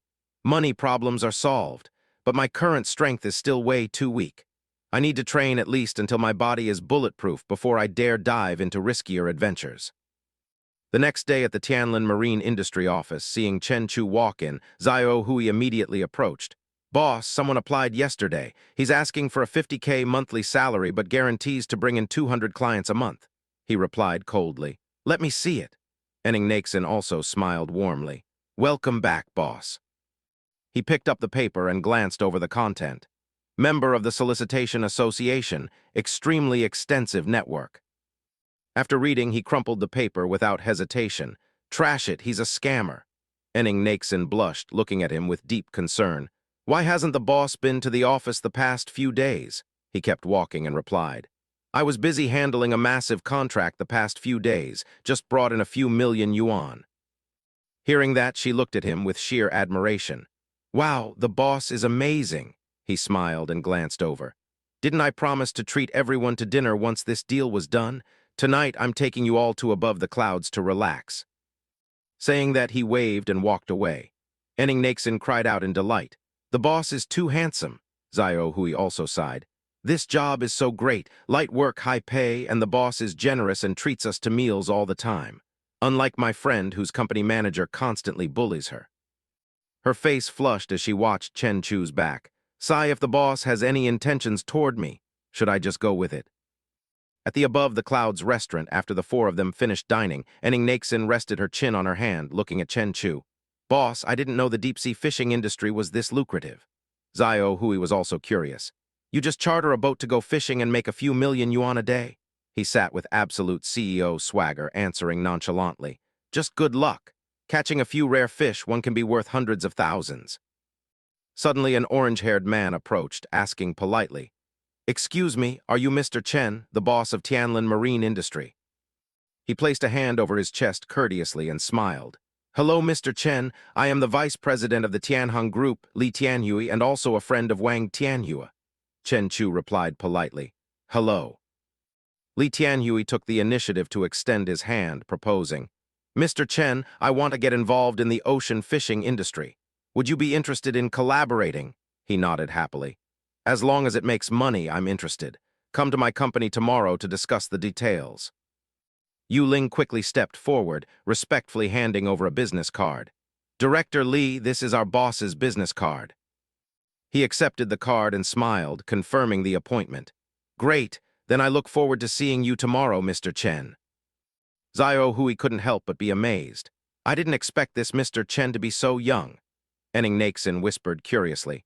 Sister Xiao Hui, is this Tianheng group really that powerful? Xiao Hui explained. Their chairman holds hundreds of millions of yuan in assets. Their power is even more formidable than the biggest tycoons in N City. She narrowed her eyes and speculated. This young Master Li shares the same surname as the chairman of Tianheng Group. It's very likely they belong to the same family tree. Enning Naxin pouted, mocking. A few 100 million yuan. Yu Ling watched Li Tianhui's receding figure and sighed softly. Tusk, just out to eat and we bump into a literal rich heir. Chen Chu rubbed his chin, deeply amused. So the rich kids are also interested in these shipwrecks. Deep beneath the ocean, his clone clamped its jaws down on two massive fish, thinking to itself. What a coincidence. I was just talking to Zyro Enning about fish worth tens of millions, and now I've caught them right away, and two of them at that. At the deserted warehouse district, the moonlight shimmered over the silent ground. The two rare fish had been neatly packed into the freezer. Fish worth tens of millions of yuan. The meat quality truly is exceptional. He crossed his arms, looking at the haul, feeling emotional. How can these even be called fish anymore? They're clearly swimming piles of cash. Next, I just need to find the right merchant to offload them. The next day, his secretary reported, Boss, young Master Li has been waiting for you at the office for a long time. Chen Chu was still absorbed in his training, replying briefly, Oh, tell him to wait a bit, I'll be right there. At the Tianlin Marine Industry office. Inside the office, Li Tianhui got straight to the point. Boss Chen, I've acquired the exact coordinates of the shipwreck.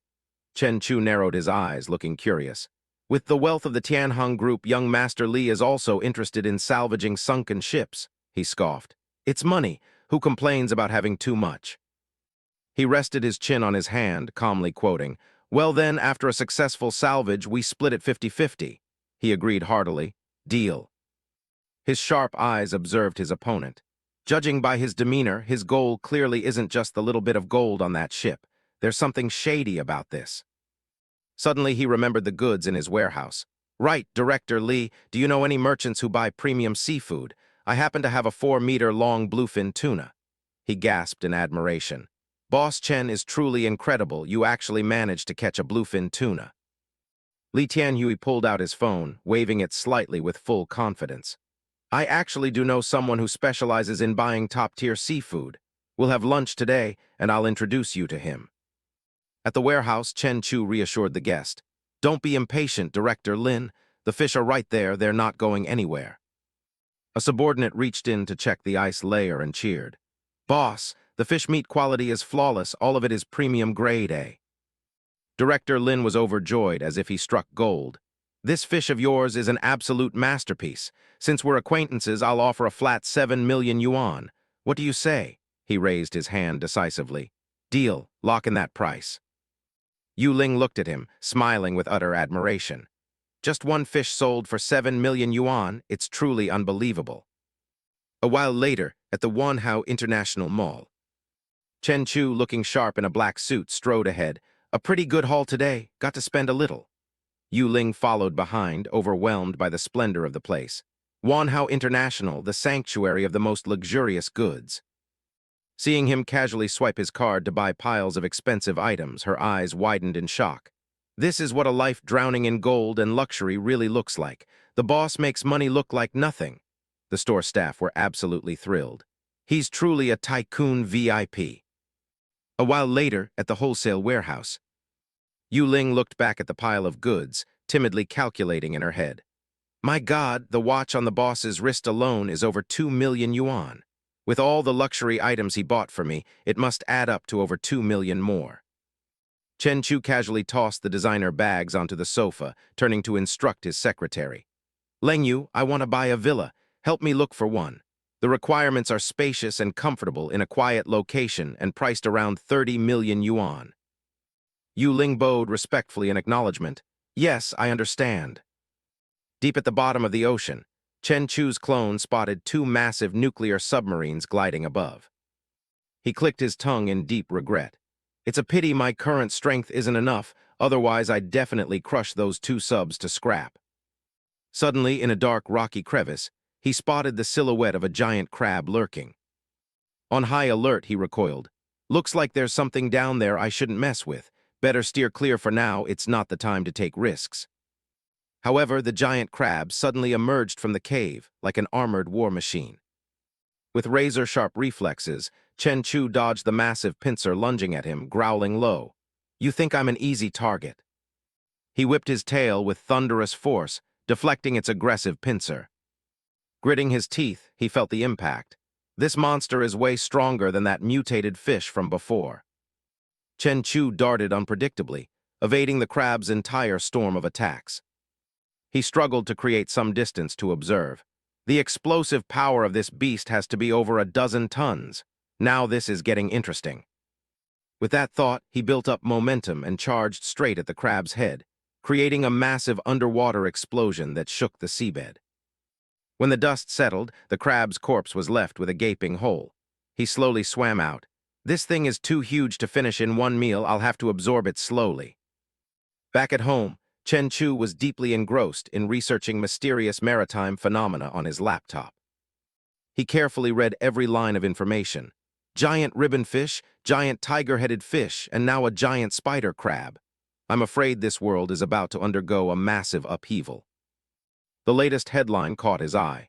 Country M's SSN 698 nuclear submarine disappeared at a depth of 600 meters in the Pacific. The final signal indicated an attack by an unidentified giant creature. The Easter nuclear submarine was struck by an iceberg in the Arctic Ocean, killing 127 people. Chen Chu kicked his feet up on the desk, pondering. These all happened since the year 2000. It seems the deeper the water, the more terrifying the monsters hiding within. In the underwater cave, Chen Chu's clone was slowly devouring the mutated crab's corpse as the system continuously reported. Plus 290 evolution points, plus 29 constitution. Plus 280 evolution points, plus 28 constitution. He looked back at his own physical changes.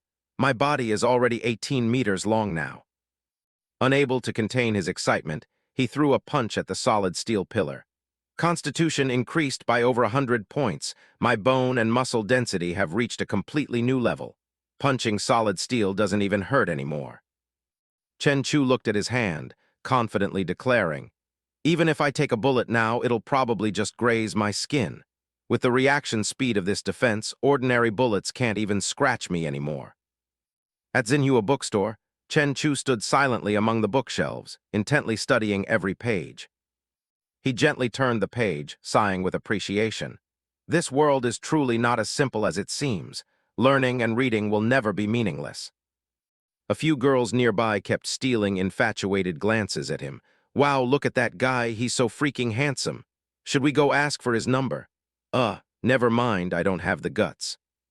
He picked out 2 books on Xingyi Quan and Baji Quan, telling himself, "Only by constantly learning can I continue to improve."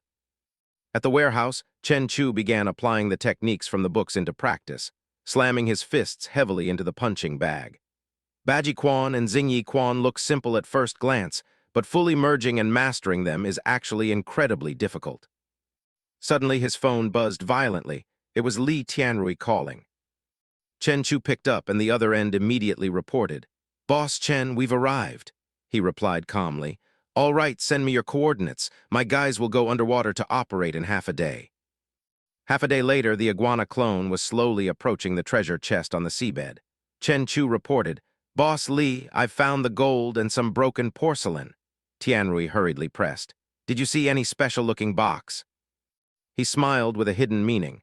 "As long as you find that box, I can leave all the other items on the shipwreck entirely to you." Chen Chu's voice echoed from the walkie-talkie. "Got it, let me check again." Using his clone, he lifted the chest of gold, calculating internally. Converted to cash, this gold should be worth over 20 million yuan. As for that special box. He looked at the object in his hand with utter disdain. HMPH, it's just a handful of slimy black mud. I really don't get why he desires this thing so badly. The box was opened right in front of Li Tianrui, revealing nothing inside but a pile of pitch-black, sticky substance. He clutched his head in horror, screaming, "How is this possible? My elixir! Where is my elixir?" Meanwhile, Gwanda was at a murder scene, his subordinate reporting. The victim died exactly like the previous ones, completely drained of blood, muscles shriveled like they were dried out. But strangely, the time of death was only 10 hours ago. We'll just have to wait for the higher-ups to send specialists to investigate. He observed thoughtfully. The dead are all hardcore thugs, not a single decent person among them, but the common factor is that they all had extremely robust physiques. With that thought, he turned and ordered his subordinate. "Zhao Zhang, write up a report later demanding the immediate suspension of all entertainment plazas in the city," he sternly obeyed. "Understood."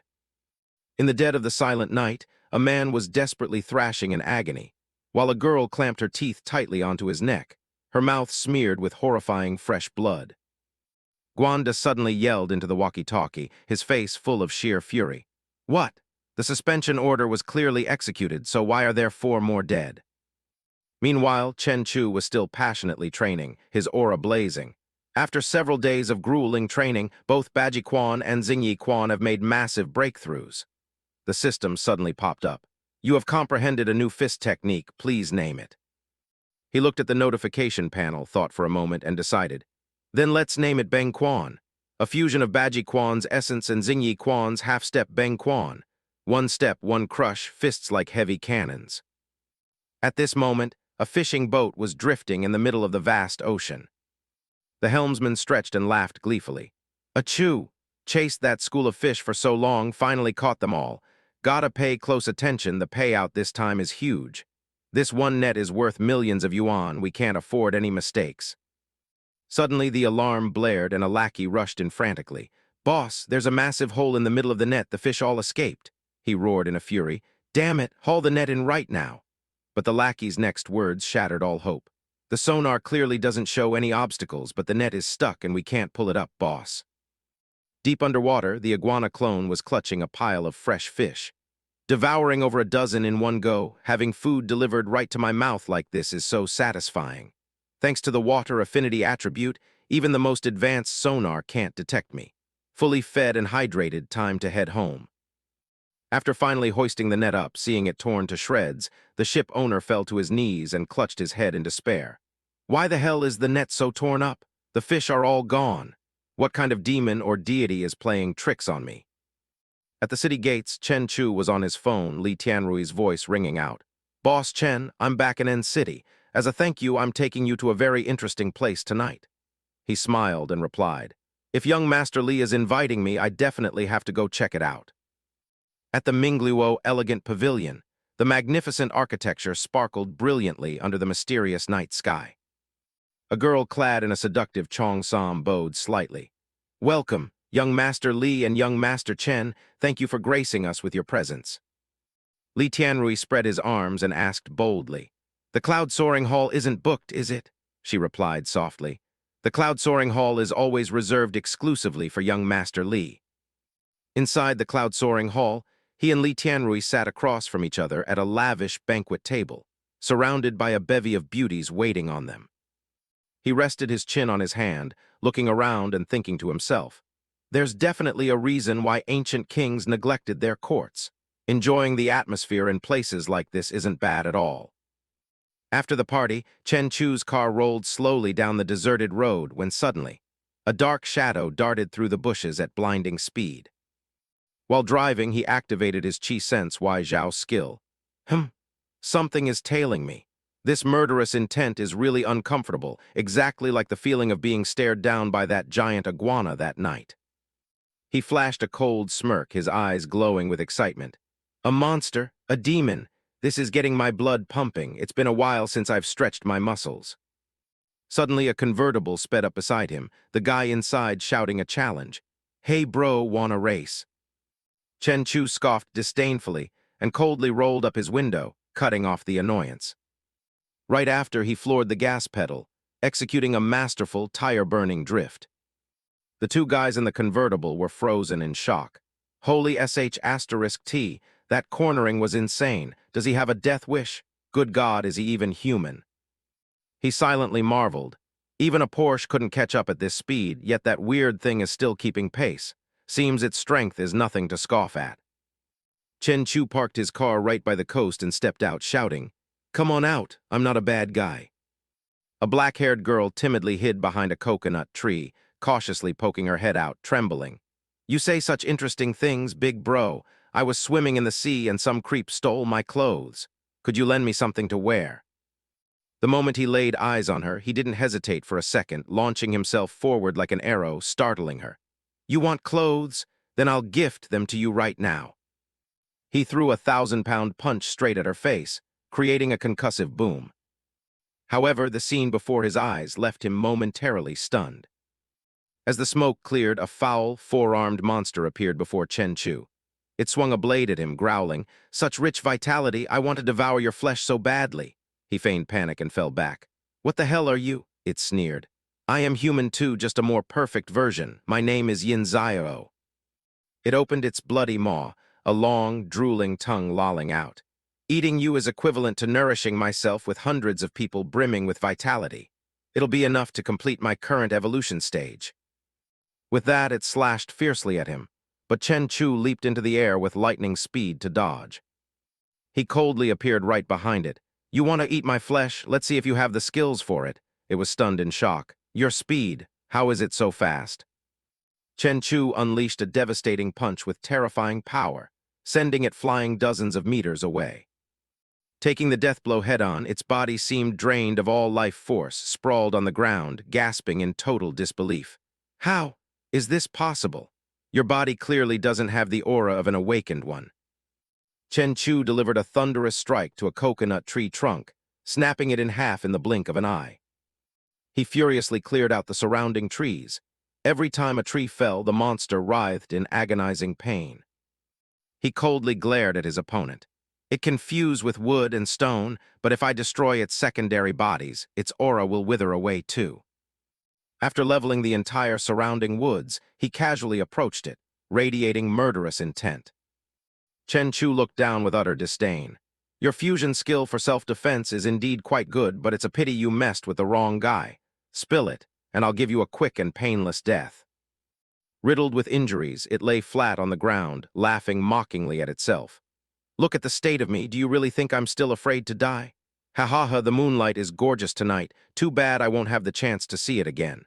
But that's fine, I've already succeeded in my revenge." It smirked arrogantly.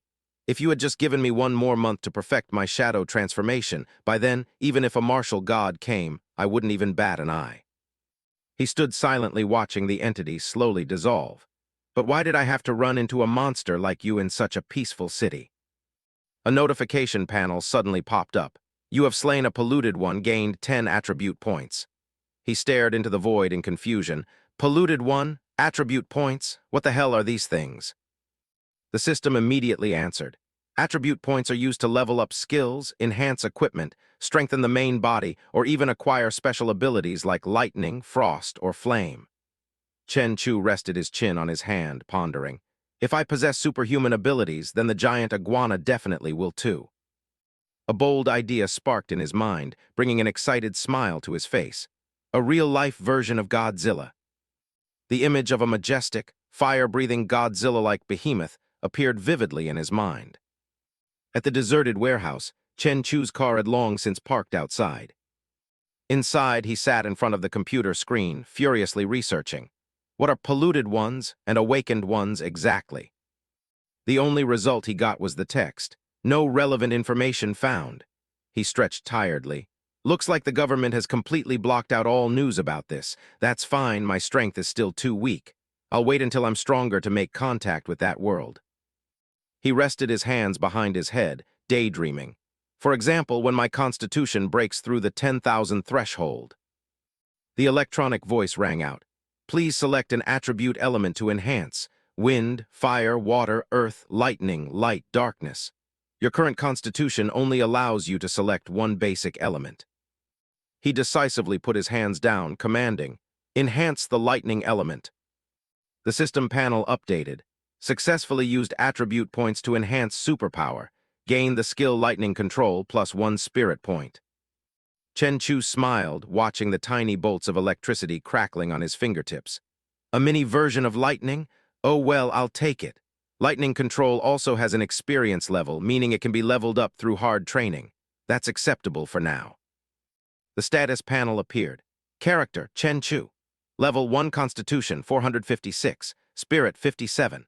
Abilities, Mind Control, Waging Martial Arts Beginner, 571,000. Chi Sense Beginner, 26,500. Cloud Ascending Step Intermediate, 517,1000. Snap Kicking Intermediate, 412,1000. Superpower Lightning Control Beginner, 10,1000. Attribute points, 0. Clone Armored Spiked Iguana. Status Mature Ferocious Beast. Evolution Second Time. Evolution Progress 3195,000. Abilities Observation Hacky Armament Hacky. Talents Water Affinity Lightning Control. Deep underwater, lightning was surging around the tail of Chen Chu's clone. He whipped a fish hard, making its eyes roll back from instant electrocution. He clamped down on his prey. Another mutated creature, its strength is no less than that giant spider crab from before, gained 980 evolution points. He glanced at his surroundings with absolute authority. The giant iguana now possesses the power of lightning too, perhaps even stronger than my main body. At the N City airport, Guandu and his subordinates stood solemnly, awaiting some special guests. Seeing the people he was waiting for, he walked over warmly. "You two must be the comrades from the Special Affairs Bureau, right? I'm Guandu, in charge of receiving you." The man in black stepped up for a firm handshake. "I am Huang Junfeng. We'll be relying on your cooperation and assistance this time." The man in white cut in coldly. "Nangong Jian, in charge of case 907. Take us to see the body immediately." In the freezing morgue, a corpse shriveled up like an ancient mummy was brought out. He pointed and reported, "This victim just died last night. He's the only body we found. For the past 4 days, 4 people have mysteriously passed away like this every night." Huang Junfeng put on his gloves and activated his ability on the corpse. A surge of spiritual energy slowly took shape. The ghostly face of a woman materialized in midair. Nangong Jian stood nearby and spoke in a deep voice. "The aura is withered, she's dead." Junfeng turned in shock. "What? She's dead?" The scene shifted to the warehouse, where Chen Chu was unleashing a barrage of kicks on the heavy bag. "My strength is increasing so fast that I'm losing control. No wonder I didn't dare go to Enning Naxon's house. I was afraid I'd crush her sofa to pieces the moment I sat down." He recalled her well-intentioned invitation from earlier. "Boss, how about coming upstairs for a cup of tea?" And his own measured reply. "No need, I have some business to attend to later." His expression shifted, thinking to himself, "I don't even dare to have intimate contact. What if I accidentally crush her bones? What would I do then?" The next day, he stood in front of a magnificent villa. The real estate agent was pitching hard. "Mr. Chen, this is villa number 88. Total area of 560 square meters, front yard 70 square meters, backyard over 200 square meters, and an 80 square meter swimming pool." He enthusiastically gave the quote. "If you pay in full, the owner will include all the furniture worth over 1,000,000 yuan. The total is 34 million yuan. Chen Chu held his phone, bargaining decisively. 25 million. If yes, I'll close the deal right now." Suddenly, a terrified scream erupted from the other end of the line. "Boss, there's a monster, save us." On a windy rooftop, Huang Junfeng and Nangong Jian were quietly observing the city. Junfeng leaned his hands on the railing. "Captain, there hasn't been any unusual news since last night. The polluted one is indeed dead, but it's very bizarre. It was in a state of hollowification. That kind of power can't be used to kill. Ordinary people wouldn't be able to do anything to it." He suggested, "How about we stay and investigate a bit more? We can take in the sights of this bustling city while we're at it." Nangong Jian crossed his arms, looking down at the crowd.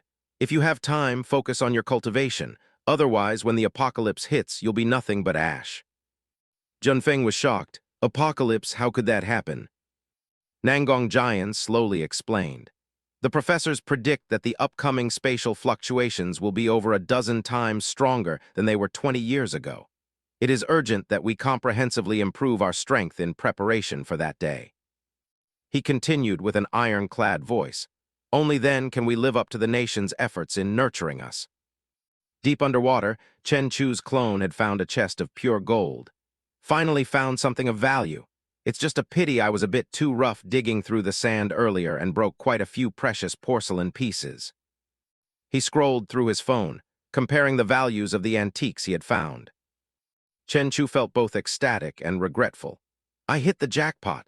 This Song Dynasty pottery is worth at least a few million yuan, maybe even tens of millions.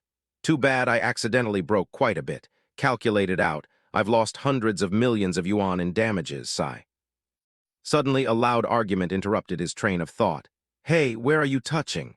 When did I touch you? Which eye of yours saw it? Don't go spitting venom and making false accusations. The guy flashed a sleazy smile. But since you already said I touched you, I might as well actually touch you to make up for it, right? Another person yelled indignantly. Have you no shame? I saw the whole thing happen, he arrogantly shouted back. So what if you saw it? If you've got the guts, come over here and hit me. Chen Chu casually strolled over under the girl's astonished gaze, smiling. Interesting. I've lived this long and have never seen anyone so arrogant. Seeing him approach, the guy wasn't scared at all. Instead, he laughed defiantly. Then today's an eye-opener for you. You got a problem with it? If you got a problem, come hit me. Jiahui laughed arrogantly, his face completely devoid of fear, loudly challenging the towering Chen Chu advancing toward him. If you've got the balls, come hit me. Truly a hot-headed punk who was all bark and no bite. He coldly cracked his knuckles together, producing a crisp popping sound, then turned to ask Yin Xio, does your store have security cameras installed? Catching his drift, she quickly reached for the outlet and decisively yanked the power cord out. Yin Xio feigned tears welling up in her eyes, still holding the disconnected cord, putting on a highly convincing act. Oh no, our security cameras just happened to break down. Chen Chu smirked slightly, revealing a highly satisfied smile. Witnessing this scene, Jiahui was scared out of his wits, his limbs flailing as he realized an ominous fate was upon him. A sharp, resounding smack tore through the air. The 1,000-pound slap landed squarely on his face, leaving a vivid red handprint. He collapsed, foaming white at the mouth in agony. Chen Chu casually flicked his wrist, standing and watching Jiahui lie motionless on the ground like a soulless corpse. He looked at him with utter contempt. I really didn't expect that in this day and age there'd still be people actively seeking death. Absolutely ridiculous. At an abandoned house situated right next to the harbor, Chen Chu lounged on a chair, listening to the system report. +10 lightning control EXP, +1 spirit point. He pondered deeply. Human life is inherently short. Compared to the stars that exist for millions of years, 100-year mortal lifetime is nothing but the blink of an eye. A resolute glint suddenly flashed in his eyes. One day, I will shatter the cycle of life and death with my own hands. The next morning, Chen Chu stood next to his luxury supercar, strictly instructing Yu Ling. Make time to study more accounting books. From now on, you'll be in charge of all the company's finances. I'll double your salary. She shyly scratched her head and hurriedly replied, Yes, understood, boss. Yu Ling cautiously asked, So, boss, where are we heading next? He smiled mysteriously, to sell some precious goods. Mr. Gao held a string of beads in his hand, smiling respectfully as he introduced himself. My surname is Gao. I'm the owner of this antique shop. Chen Chu pointed at the briefcase Yu Ling was holding. Mr. Gao, please appraise these precious plates for me. He replied politely. Please follow me upstairs. It'll be more convenient for us to discuss.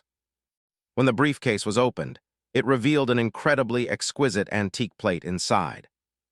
Mr. Gao gently touched the surface of the plate, then brought a finger to his mouth to taste it, analyzing. It has the signature salty taste of the ocean, definitely freshly salvaged goods. He looked at Chen Chu and explained, Young man, this is indeed authentic, but it originally belongs to a complete set. You only have a single piece, its value will be vastly reduced. He casually adjusted his hair, replying calmly.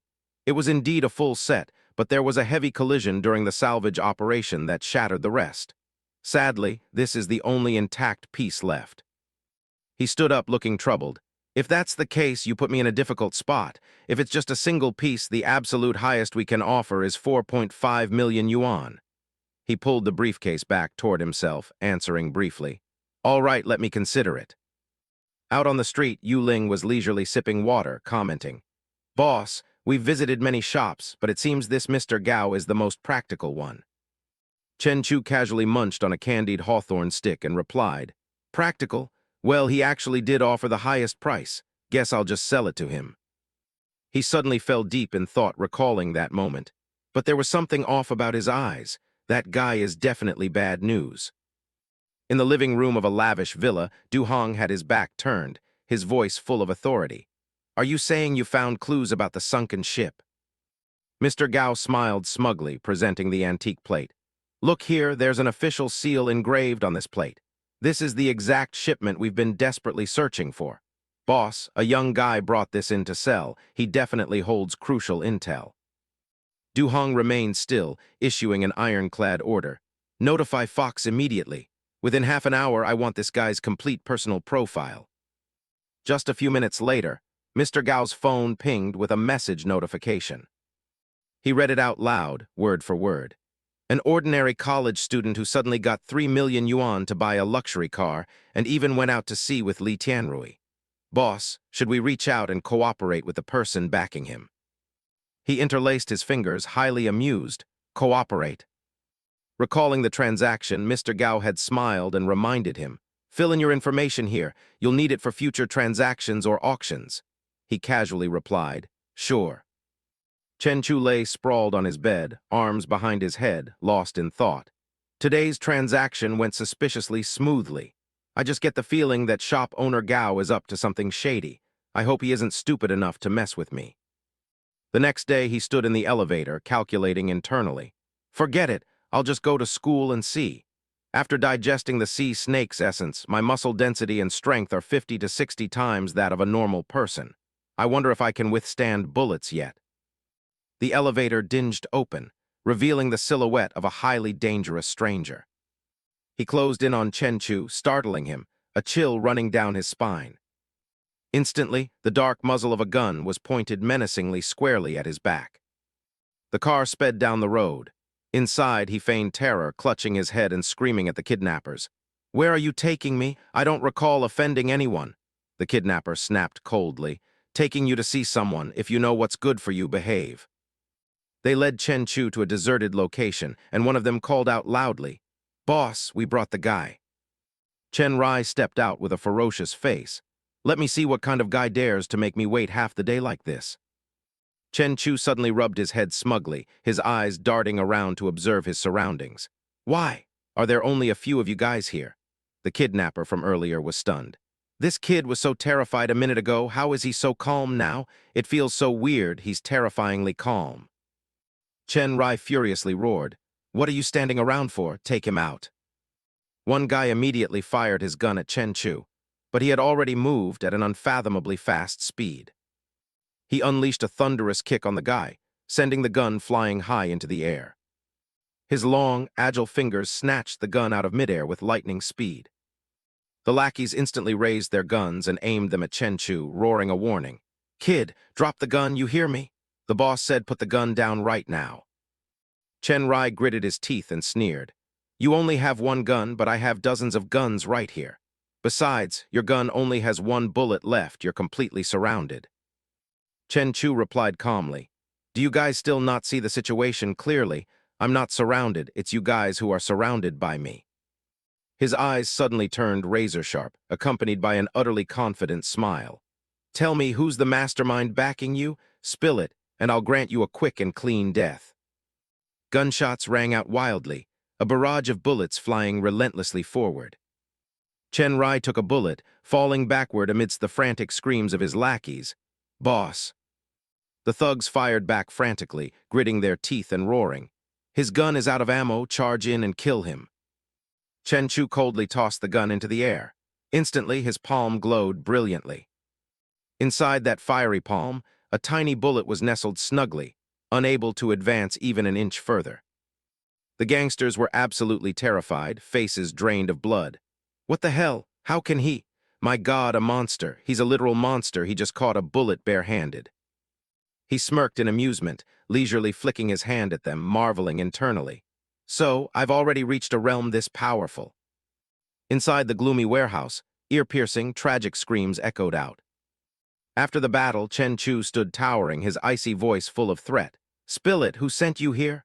The terrified thug stammered his confession. It's Chairman Du Hong of Longhua Group. The antique shop on the street belongs to him too. He's currently at the Guanshan Villa on 3rd Street.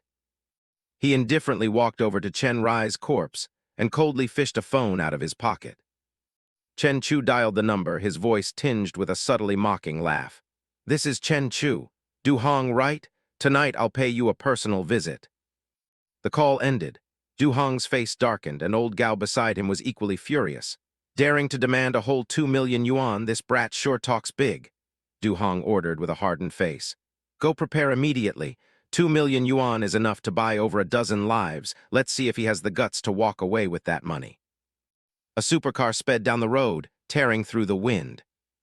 Chen Chu was running right behind it, his speed so fast he was nothing but a blur, assessing. "My current speed and constitution have reached the 120 ms threshold."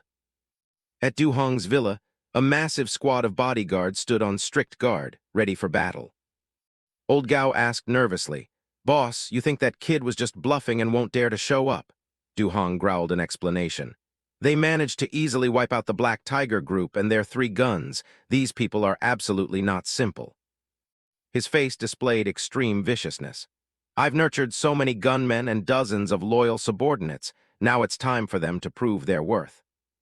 Suddenly, the entire area was plunged into pitch-black darkness, and the bodyguards instantly fell into a state of high alert mixed with extreme terror. Du Hong's face darkened as the bodyguards frantically communicated over their radios. "Booting up the emergency generator. The front gate camera is down, the front door too. The enemy's speed is terrifying." He flew into a rage, veins popping on his face, screaming like a madman. "No matter who it is, as soon as they charge in, open fire. Shoot to kill." Out in the hallway, horrifying sounds of impact echoed continuously, accompanied by countless bodyguards lying motionless all over the floor. In front of the room's door, a steady knocking sound rang out.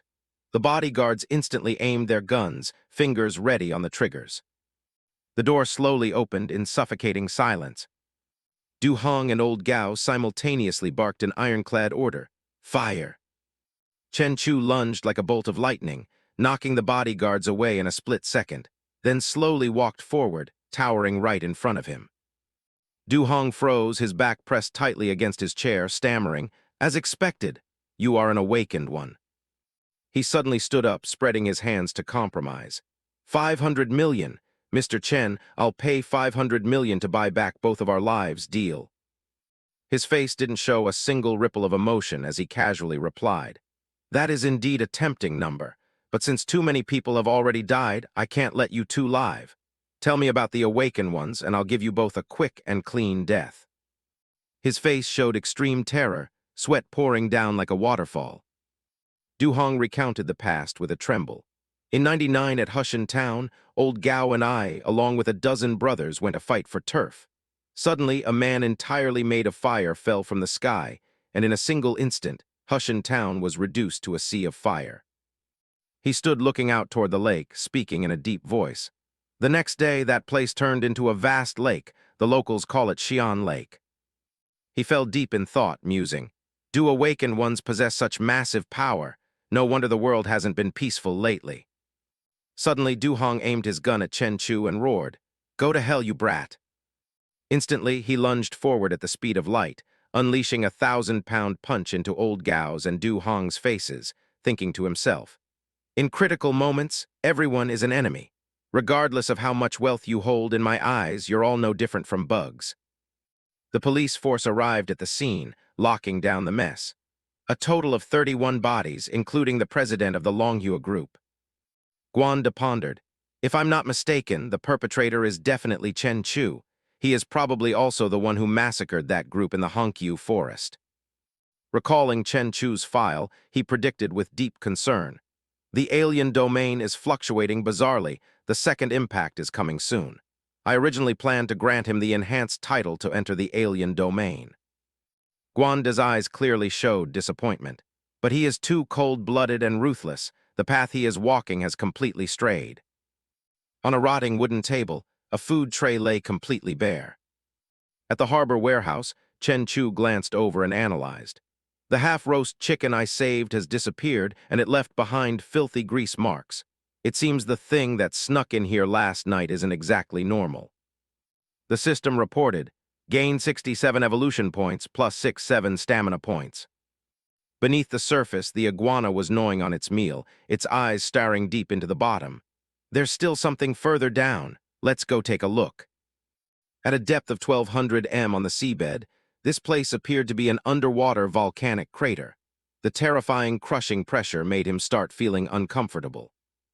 Silence returned to the deserted harbor warehouse. A hand flickered in and out of sight, stealthily grabbing the bag of roast chicken, about to flee. Chen Chu shot a glance at the sneaking figure and said coldly, "You're not getting away." He dashed forward like a tornado, closing in on the target. Just as Chen Chu reached out to touch it, an explosion of fine, thick smoke erupted, obscuring his vision. He stopped dead in his tracks, stunned. "There's nothing here." It vanished without a sound. What kind of ability is this? A dimensional rift, a portal to an alien world, or something else? His footsteps halted in the silent void. His body stood isolated in the darkness as the system chimed a warning. "Warning! Your body is being invaded by polluted energy." The system continued to report. "Due to the massive vital energy in your body, an immunity has been generated. However, in 5 hours, the resistance within your body will be completely destroyed." Chen Chu set foot in a strange land, sighing softly. This place is truly a completely different world. Before his eyes appeared a door radiating blinding light, with a mysterious, blurry silhouette faintly visible. Suddenly, a deformed, skeletal monster with glowing red eyes frantically charged to attack. Chen Chu immediately took a stance, his cold eyes analyzing. "A Jiangxi, or what the hell kind of monster are you?" He unleashed a powerful punch, shattering the demon corpse and making it vanish instantly. The system chimed. "You have slain an inferior demon corpse, gained 2 attribute points." Above the towering door hung a bizarre sign, "Welcome to Hushen Town." Chen Chu walked through the door, cautiously observing the ruins around him. Hushen Town! The town that disappeared overnight, which Du Hong mentioned, is this place. He muttered thoughtfully, "So Hushen Town wasn't destroyed, it was transported to another dimension. All right, I should head back for now. This place is hiding far too much lethal danger." Hiding high up in a tree branch, Zixie quietly watched Chen Chu's retreating back with probing eyes. The little girl was furious, gritting her teeth and biting the object in her hands to pieces in a sheer frenzy. Chen Chu checked the power he just obtained. 2 attribute points, put it all into enhancing the lightning ability. The system announced, plus 20 lightning control EXP plus 2 spirit points. Back home, he sat down at his computer to search for info. Hushen Town collapse, 180 missing, 30,000 evacuated. He pieced it together. Over 30,000 people vanished along with that town. If all of them turned into demon corpses, then this is a massive goldmine for attribute points. Chen Chu picked up his phone to call an acquaintance. "Hey, Mr. Lee, help me investigate where the evacuees from Hushen Town 20 years ago are now." The other end replied, "Hushen Town? Got it, I'll have the results for you tomorrow." He met with Director Lee and gave a specific request. "I need a small armored room and a 2-meter-long greatsword. It has to be extremely thick, heavy, and razor-sharp." Mr. Lee sweated bullets, forcing a smile. "Boss Chen, I'm afraid that's a bit difficult. Weapons of that size fall under state-regulated items." Chen Chu held up 2 fingers, his face displaying a bizarre sincerity that confused Boss Lee. "Director Lee, think about it. Would anyone really carry a 2-meter-long sword weighing hundreds of kilos just to go assault someone?" He turned his back, rubbing his chin and calculating. "Demon corpses are mutated creatures. It's highly likely they carry infectious pathogens. Besides the sword and the iron room, get me a suit of alloy armor as well." At the Seafood Hotel, Mr. Lee presented the investigation results over the phone. "The information regarding the Hushen Town survivors is a complete mess. The government says everything is fine, but when I dug deeper, I found out there's basically no actual information at all." Chen Chu, who was driving, chuckled coldly. "Just as I predicted. Those 30,000 people were all buried alive in that underground bunker." In his iguana form, he was devouring prey. "Not a bad haul today, hunted over 40 of them. Just 300 more evolution points and I can complete the third evolution. He parked his car in front of a luxurious manor, a majestic multi-story piece of architecture. The agent introduced, "This is the owner of the villa, Miss Lin King." She smiled politely. "Boss Chen certainly has a good eye for people." He casually put on his sunglasses, pointing at the pile of cash beside him. "The money is all here. Once Miss Lin finishes verifying it, we can process the paperwork immediately." She was shocked. Over 20 million in cold, hard cash. The system continuously chimed. "Gained 20 evolution points. Evolution progress has reached its limit. Would you like to begin evolving now?" At a depth of 1,500 meters underwater, the iguana clone decisively answered, "Evolve." The monster curled itself up within a blazing halo of almighty power. He flashed a demonic smile, staring at his hands which were radiating scorching energy. Chen Chu focused his senses. Within a 100-meter radius, even the sound of ants crawling or insects carrying food is crystal clear. His body glowed brilliantly to scan his surroundings. Even at a 300-meter range, I can still hear the security guards complaining. My strength has increased leaps and bounds, yet I can still control it perfectly. I've broken through to the Earth realm, Constitution hit the 1,000 mark, and Spirit also rose to 200. He opened his eyes to check the system panel. Talents, water element affinity, thunderfire breath, lightning control. Chen Chu pondered. Thunderfire breath. That's definitely the new ability from that mutated tiger-headed fish. He transformed back into the iguana and exclaimed in awe. My body is 40 meters long now. This isn't a giant iguana anymore, this is literally a real-life Godzilla. He tried breathing out a plume of fire but shook his head slightly. My current energy is still too low, the power of thunderfire breath is still quite mediocre. He looked up, catching sight of glowing eyes amidst the darkness of the deep abyss. Down there, there's a big guy lurking. Chen Chu roughly wrenched the monster's jaws open with his hands to inspect.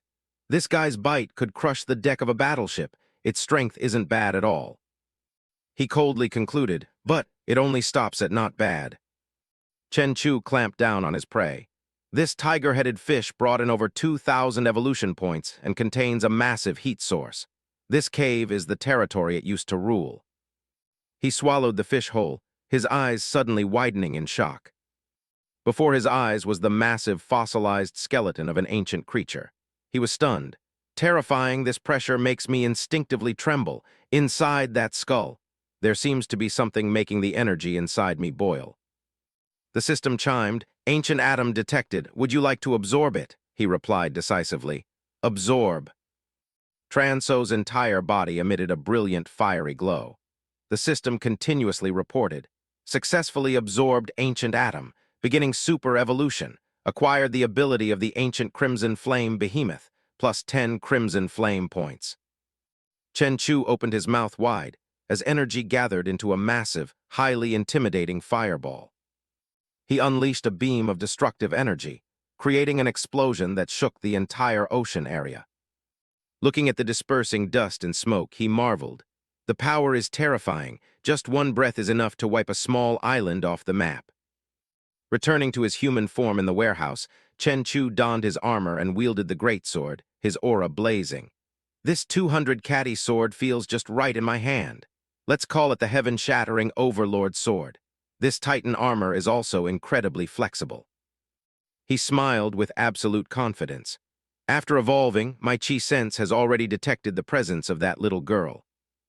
Chen Chu glanced at Zixie hiding behind the door, thinking, I didn't expect it to be a child. Is she the only survivor who awakened a superpower, or is she actually a demon herself? Looking at the girl's silhouette and the horde of entities ahead, he casually spoke up.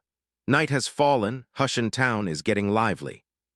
He dashed forward like a tornado, slicing down a demon corpse. The system reported, Demon corpse slain, gained 5 attribute points. He got excited. Use these points to enhance the heaven-shattering Overlord sword. The system requested a selection. Durability, sharpness, armor-piercing, demon bane, or elemental enhancement, he ordered. 3 points into durability, 2 points into sharpness. He continued charging like a cyclone. Right behind him, a red-eyed demon corpse was roaring and giving chase. Chen Chu threw a disdainful glance, evaluating. You're fast, but still not enough. Chen Chu rested the heavy sword on his shoulder, his cold eyes scanning the reality around him. The system voice chimed dryly. You have slain a Z-tier skeleton zombie, gained 10 attribute points. Your armor enhancement has reached 15 durability, officially unlocking the level 1 damage reflection attribute. He pondered his next move. Put 5 attribute points into the armor's durability and dump the remaining 5 points all into the Overlord's sword's sharpness. Suddenly, his intuition warned him that something was off. He narrowed his eyes and looked back with high vigilance. Instantly, Chen Chu lunged forward, his figure flashing by like a bolt of lightning tearing through the night. The system relentlessly reported, You have slain a Z-tier violent ape zombie, gained 12 attribute points. Slain a Z-tier cloth hand zombie, gained 10 attribute points.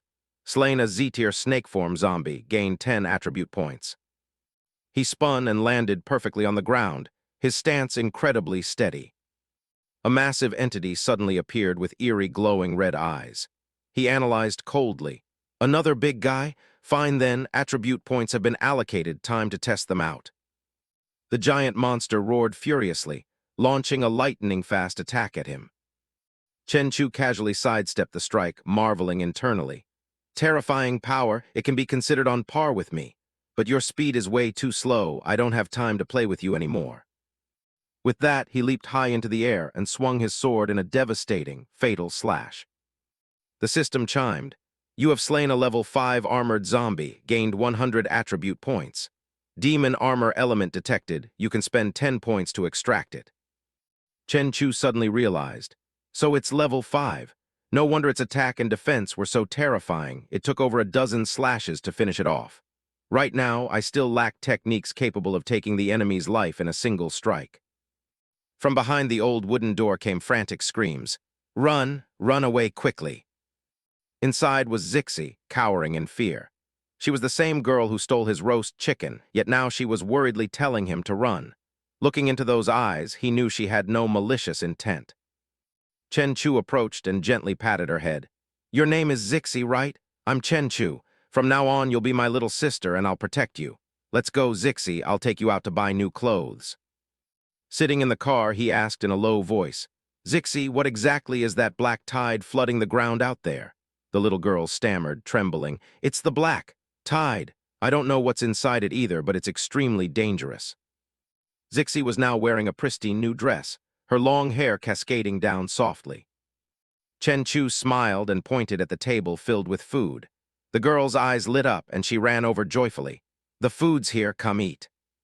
The system panel popped up. Name, Chen Chu. Level, Earth Realm. Constitution, 1000 plus. Spirit, 200 plus. Cultivation, Y Gang Beginner, EXP 780-1000. Chi Sense Beginner, EXP 640-1000. Skills, Beng Quan Beginner, EXP 105-500. Cloud Ascending Step Intermediate, EXP 580-1000. Snap Kicking Intermediate, EXP 461-1000.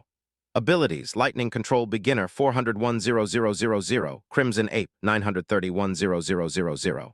Attribute Points, 80. Elemental Inventory, Demon Armor 1 unit. Weapon, Heaven-Shattering Overlord Sword, Durability plus 13, Sharpness plus 7, Armor Piercing plus 10. Chen Chu leisurely chewed his food while observing. Your Y Gang has been enhanced, EXP plus 800. Y Gang breaks through to intermediate body-tempered Constitution plus 30. He thought to himself.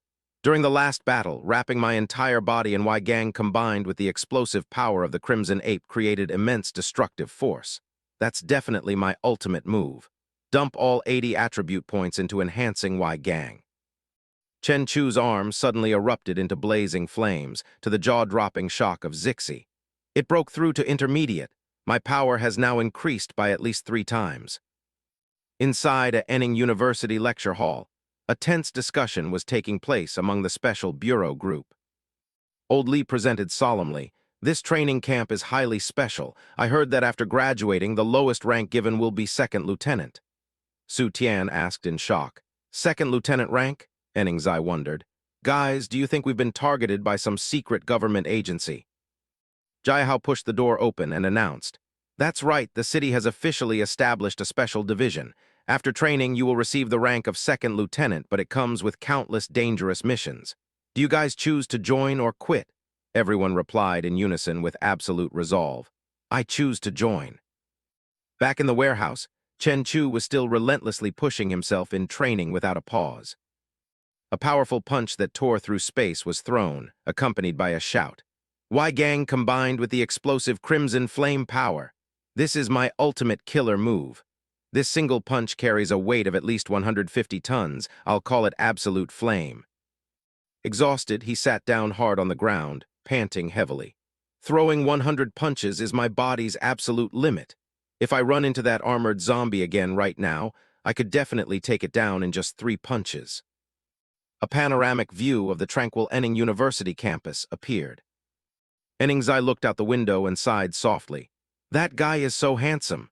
Su Tian rested his head on his arms, casually replying, looking at that expensive car, you can tell he's just some playboy rich kid. Sitting in the car, Roya expressed her disagreement. Don't talk about him like that, Old Li teased. Roya, why are you defending him so fiercely? Jiahao casually drove while answering. Because a month ago, he was the one who saved Lin Roya from 4 kidnappers. Su Tian was stunned. That gigolo-looking guy defeated 4 kidnappers. Old Li was also shocked. Those kidnappers were ruthless killers who wouldn't blink at murder. Enningsi looked at him with sheer admiration. Is he really that strong? Chen Chu and Zixie were leisurely resting on a park bench. But deep underwater, he, in his iguana form, was coldly glaring up at the yacht above. Chen Chu looked displeased.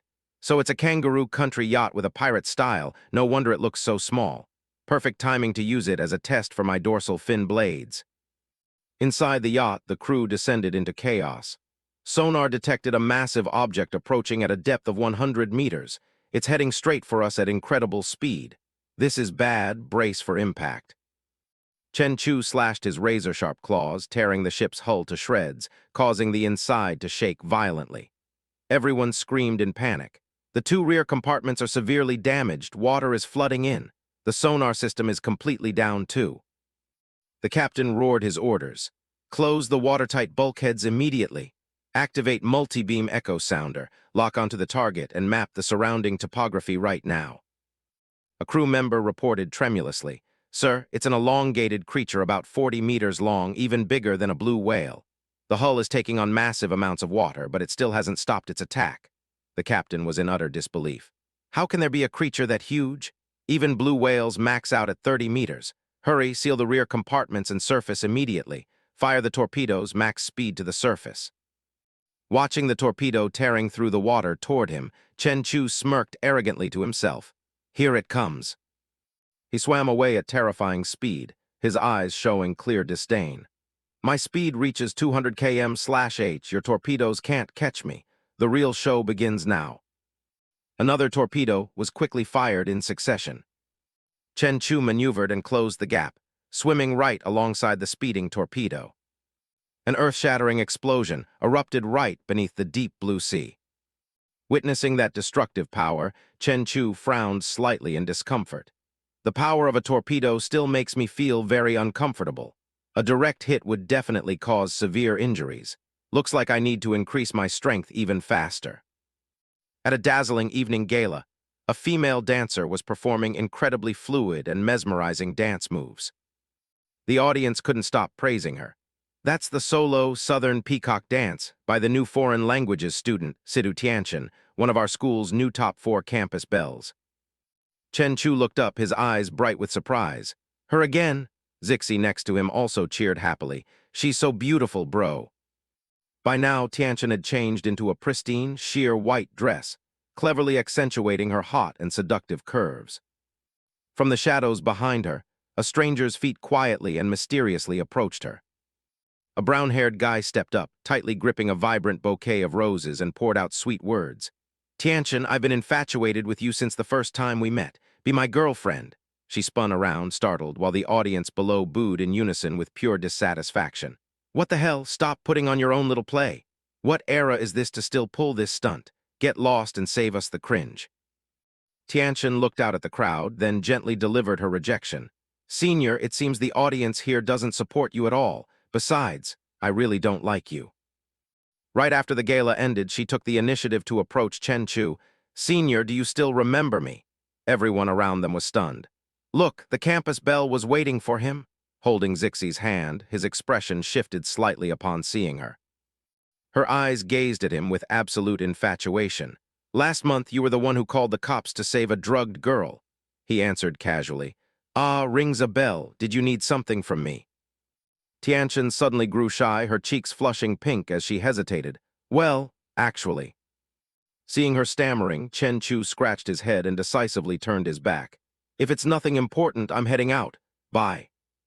Watching his back fade into the distance, she sighed softly. "That supercar costs over 2 million, and the latest Gucci shoes on his feet are over 35,000 yuan. He's a genuine rich kid, nothing like that Wei Zian HMPH. The scene shifted. Chen Chu was now standing majestically before a dark, abyssal cave. He smiled with great satisfaction. According to Zixie, when the black tide hits, you have to find a cave to hide in immediately, because everything on the surface gets wiped out. This cave is 30 meters deep and about 5 meters wide, should be decent enough. The system chimed a notification. Level 2 mutated bone spear zombie slain, gained 20 attribute points. Level 3 mutated flame zombie slain, gained 20 attribute points. He glanced at the scorched corpse of the flame zombie, evaluating internally. Are these zombies starting to awaken fire abilities too? This scorching, burning sensation is super annoying. System, can you increase the magic resistance on my armor? The system responded instantly. Consumed 10 attribute points. Alloy armor fused with demon armor materials, breaking through to extraordinary quality. Chen Chu brushed his hand over the monster's corpse, his eyes cold and sharp. Extraordinary grade demon armor. Now I'm practically immune to fire. At this moment, his clone was gazing out into the distant ocean. The deep Pacific waters are too sparse. Finding mutated creatures is way too hard. Might as well raid a human fish farm and see. At a secluded bay, he had gathered a massive haul. 20 high-quality fish like this is worth half a day of grueling hunting. Back on his side, Chen Chu was also struggling to block a storm of attacks. What terrifying speed, it almost feels like it broke the sound barrier. The zombie lunged furiously with a starving, crazed look. The smell of human flesh, so fresh and delicious. He was astonished by the enemy's shifting blade trajectories. I didn't expect this zombie's swordsmanship to be this exquisite. Mid-swing, with just a slight quiver of the arm, the blade's direction changes incredibly lethally. He crouched slightly low, his eyes flashing with murderous intent. I've learned it. Time to end this here. Chen Chu suddenly sprang up, channeling all his power into his arm, swinging his sword for a thunderous slash at his opponent. Suddenly, from the zombie's chest, emerged a bizarre face wearing a sinister smile. That face opened its mouth and blew out a blazing red fire snake, swallowing him whole. However, he remained completely unharmed, staring coldly right at it. Absolute flame. That eerie face froze, its eyes rolling back in sheer terror.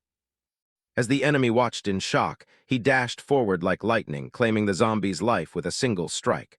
The system reported, Level 5 flame zombie slain, gained 100 attribute points. Molten element detected, spend 10 attribute points to extract. Chen Chu was surprised. Molten element. The zombie's heart clung tightly to the sword. The system announced, Heaven-shattering Overlord sword has fused with demonic materials, officially breaking through to extraordinary quality. Right after enhancing it, he tested its power. With a single slash, space itself seemed to crack open, leaving a deep rift. Chen Chu marveled at the result. To think I could convert crimson flame and lightning power into such a potent external energy. On the other side of the ruined town, he quietly closed in on a giant spider zombie. He calculated internally. A spider-shaped zombie? Forget it, this forest is eerily silent. It's best to retreat for now. Back at the warehouse, he had changed into his casual clothes and walked out. Zixie looked at him, stammering word by word, Bro, Chen Chu, let me close the door for you. Okay. Chen Chu was incredibly surprised. Zixie can close that invisible door? That requires extremely high-level spatial abilities. She's far more mysterious than I thought. Closing it is good, keeps the zombies from swarming out while I'm away. The system panel popped up. Inventory space detected. 10 attribute points for 10 cubic meters. Would you like to activate? He answered calmly. Activate. He stowed his sword away into the void. Perfect timing. I was just about to complain how inconvenient carrying this sword around was, and the system gave me this. His clone was munching on prey at the bottom of the sea. In just 3 short hours, its body grew another 5 meters, raking in over 500 evolution points. This fish farm is an absolute gold mine. Above the surface, 2 workers on a boat were shining flashlights over a lake full of fish corpses. Yamada-san, what's wrong with that tuna? So weird, the oxygen supply is full. One of them suddenly screamed in terror. Oh crap, the sea has been dyed red with blood, the fish are being slaughtered. All of a sudden, a giant tail whipped violently from beneath the water, obliterating the boat and launching both men high into the air. At the villa, Chen Chu clenched his fists. I have over 100 attribute points left, time for a comprehensive upgrade.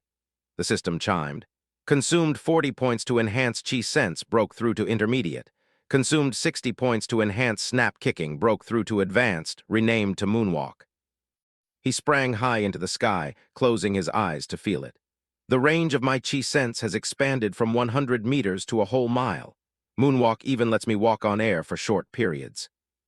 The urgent news broadcast announced, the city of Tesla in northern Europe has been enveloped by a terrifying black fog covering over 500 km. Over 50 people have gone missing. Chen Chu listened to the news while attentively brushing Zixie's hair. He looked up in doubt. Black fog? Sounds a lot like the black tide at Hushen Town. It seems the peace of this world won't last much longer. In the Okusho Sea, a nuclear submarine was stealthily probing the deep seabed. Inside, a blond guy stood with his hands on his hips and asked, Sugimoto-san, has Professor Kant's research made any new progress? Sugimoto answered confidently. The professor has successfully extracted the super factor from behemoths and has even found a way to revive them. The lion-faced guy was shocked. Super factor? You mean we can mass-produce super soldiers? He boasted. Not just that, we can even control legendary super behemoths. The submarine surfaced, and they ventured deep into an icy cave. Professor, the miniature nuclear reactor has been delivered.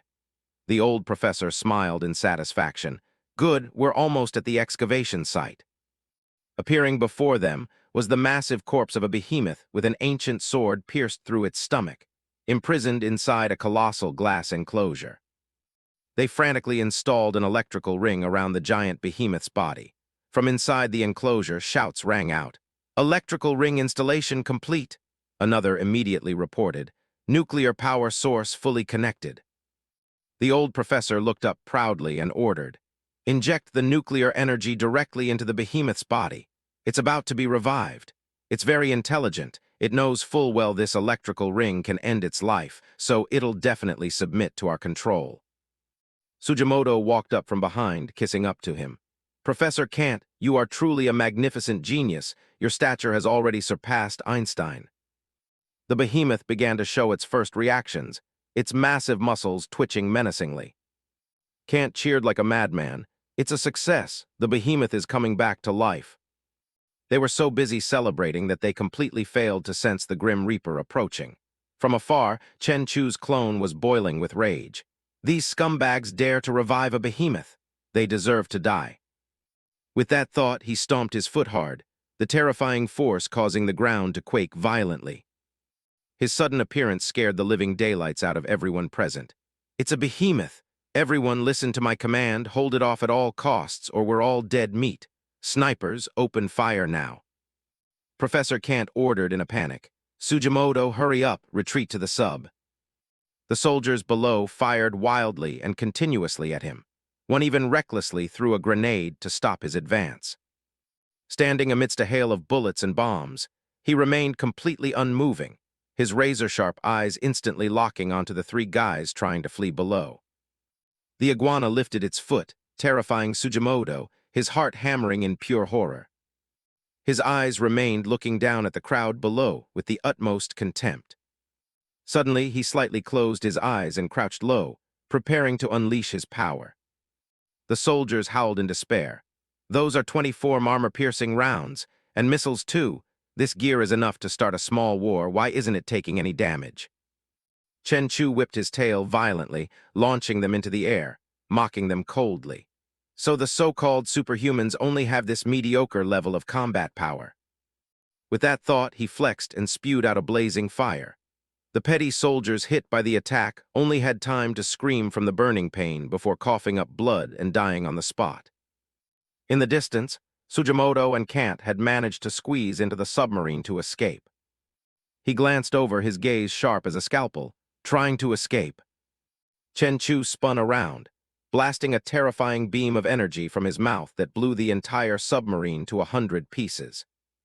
The massive shockwave caused the behemoth in the enclosure to react more violently than ever. Witnessing the horrific aura radiating before him, he couldn't help but suck in a cold breath. It really woke up. What a disgusting aura.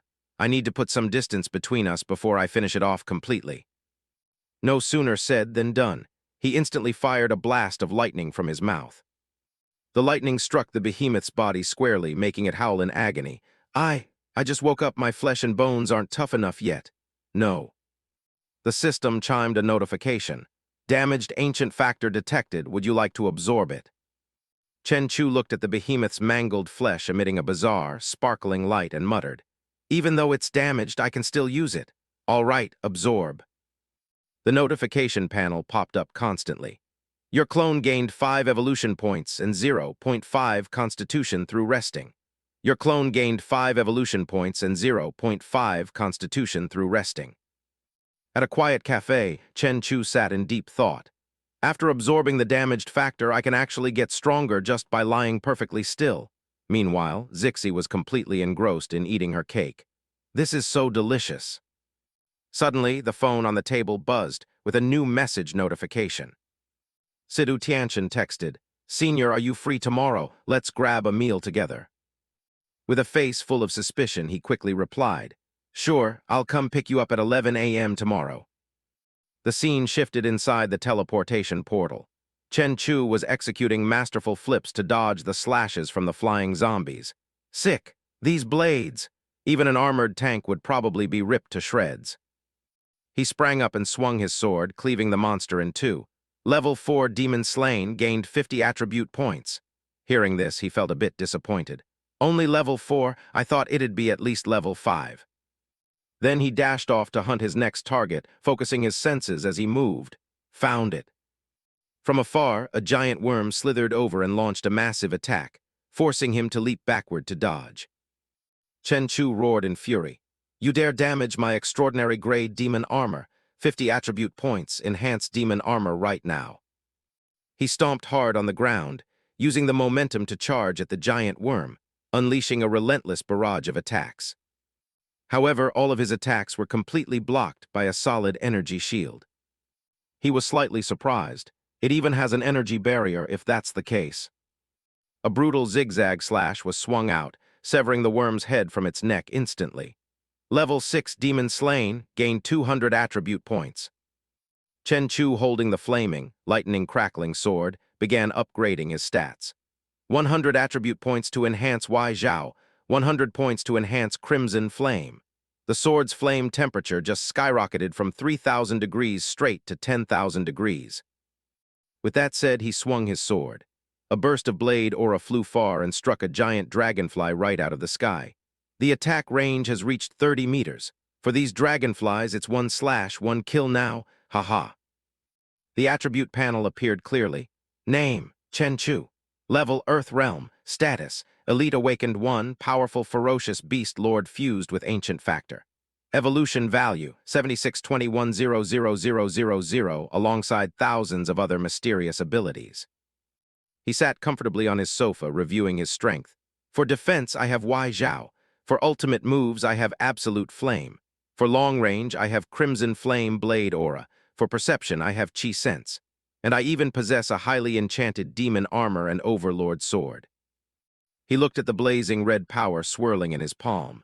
Next, I need to focus entirely on training Beng Quan, Cloud Ascending Step, and Lightning Control.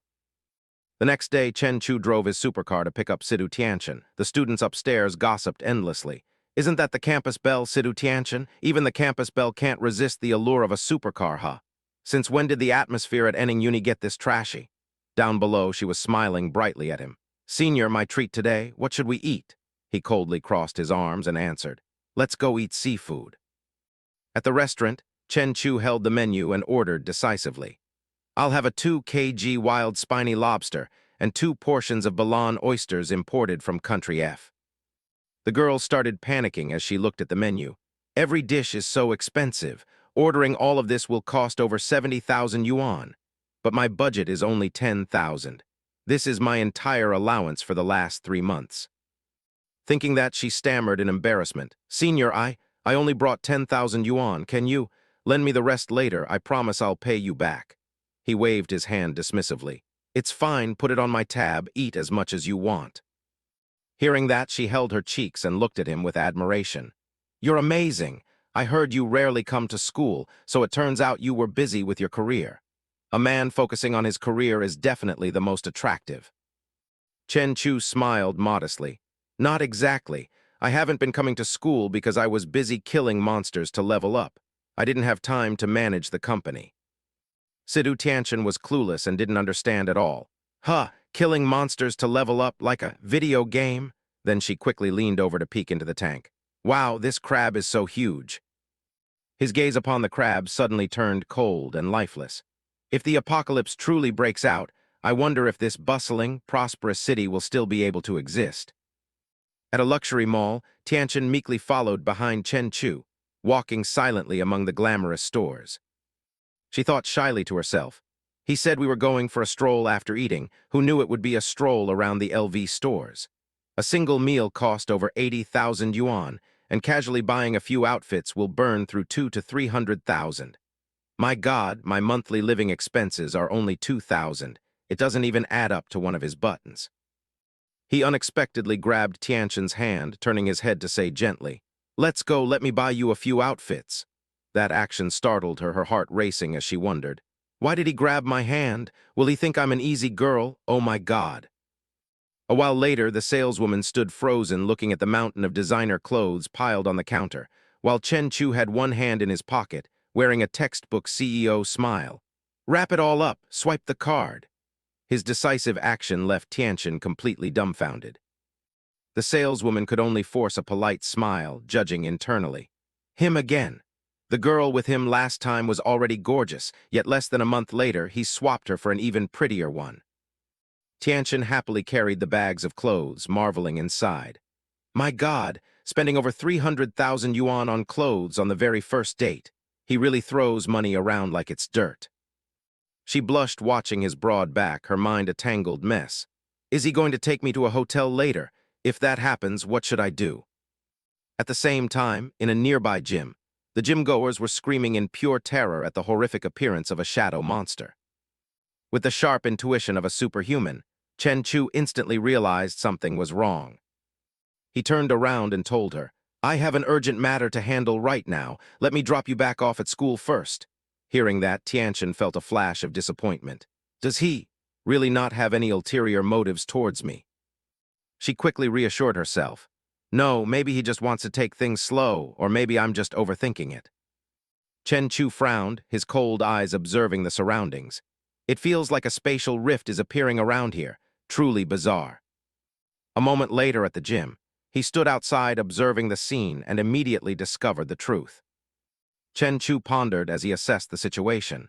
This is clearly the real world, yet the aura of polluted energy is starting to appear. In a dark alley, he stood tall, blocking the path of a dark shadow. It sneered, "I didn't expect you to find me so soon." It revealed its hideous monster form and charged at him furiously. "In that case, please go to hell." With just one decisive strike, the monster's upper half was kicked to pieces. The system displayed a notification. You have slain a low-level polluted monster, gained 5 attribute points. He mentally evaluated his opponent's strength. As expected, it's just standard pollution, not fully demonized yet, exactly like Yin Xio from before. At the scene, the scattered monster remains were outlined with white chalk by the police for investigation.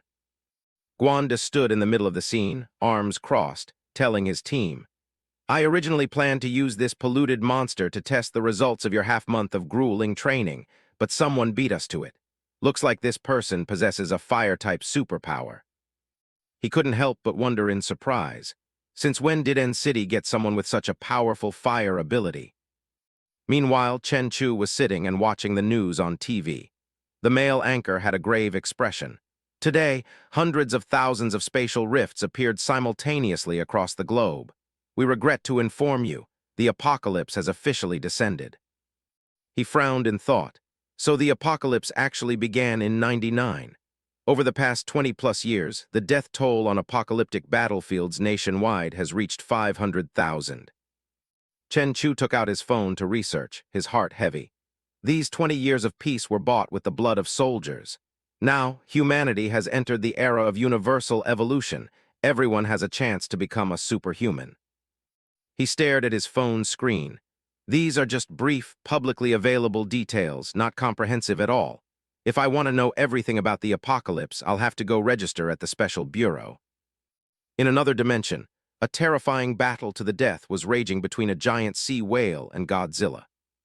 Chen Chu and the telepathic link state assessed. It can predict attacks and can even turn seawater into heavy water. He charged wildly, but even all of that is useless against me. In an instant, he roared, blasting a scorching laser beam straight into the ferocious sea whale's head. He calculated internally. If I devour this giant whale, I'll gain at least another 10,000 evolution points. At the Special Bureau branch, the members were all gathered, minding their own business. Old Lee marveled. The guy who killed the polluted monster yesterday was seriously impressive, way stronger than us. Chun Cheng, who was lying down playing games, chimed in. Yeah, wielding fire magic that powerful, he's definitely a hidden awakened one among the populace. Ming Yu held her coffee cup, smiling softly as she thought. Could it be him? Given his performance that day, I'm afraid even now I couldn't pull that off. Suddenly, Guanda walked in, looking around the squad. Someone's coming in this afternoon to register as a new evolver. Do you guys want to go check it out? Everyone answered in unison. Yes. Through the two-way mirror, everyone intently watched Chen Chu on the other side, wearing a specialized suit to test his strength. Yu Ming stood next to his team, pointing and confirming. That's the guy who showed up at school in that supercar the other day. Ming Yu's face clearly showed her delight. It really is him. Guanda was also deep in thought. As expected, it really is him. He rested his hand on a heavy punching bag and explained. Registering as an evolver requires testing your actual capabilities, primarily strength and speed. Do you have any issues with that? Chen Chu answered simply. No problem. He continued introducing.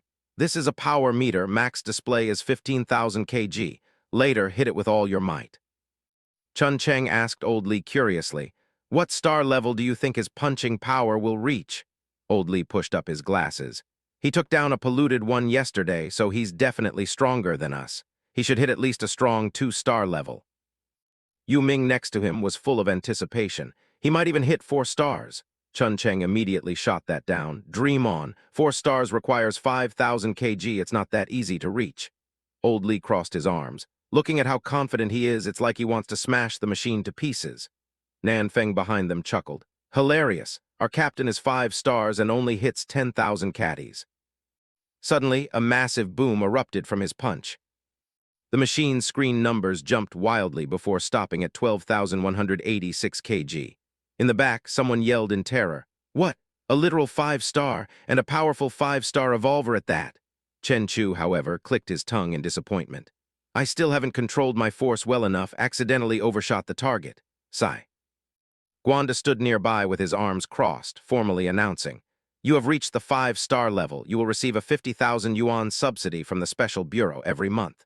He added, if you agree to join the Special Bureau, your salary will be doubled and you will directly take the position of Deputy Chief of the N-City branch with the rank of Major. Are you interested?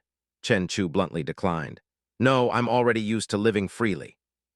He continued asking with a probing gaze. You're the one who killed the polluted one yesterday, aren't you? He answered simply. Yes. Guanda persistently tried to persuade him. You even awakened a fire-type ability, and your flame is incredibly powerful, not losing out to any awakened ones I've ever met. With this talent, if you join the Special Bureau, you might even be taken in as a disciple by the martial god generals. He paused slightly, his mind wavering.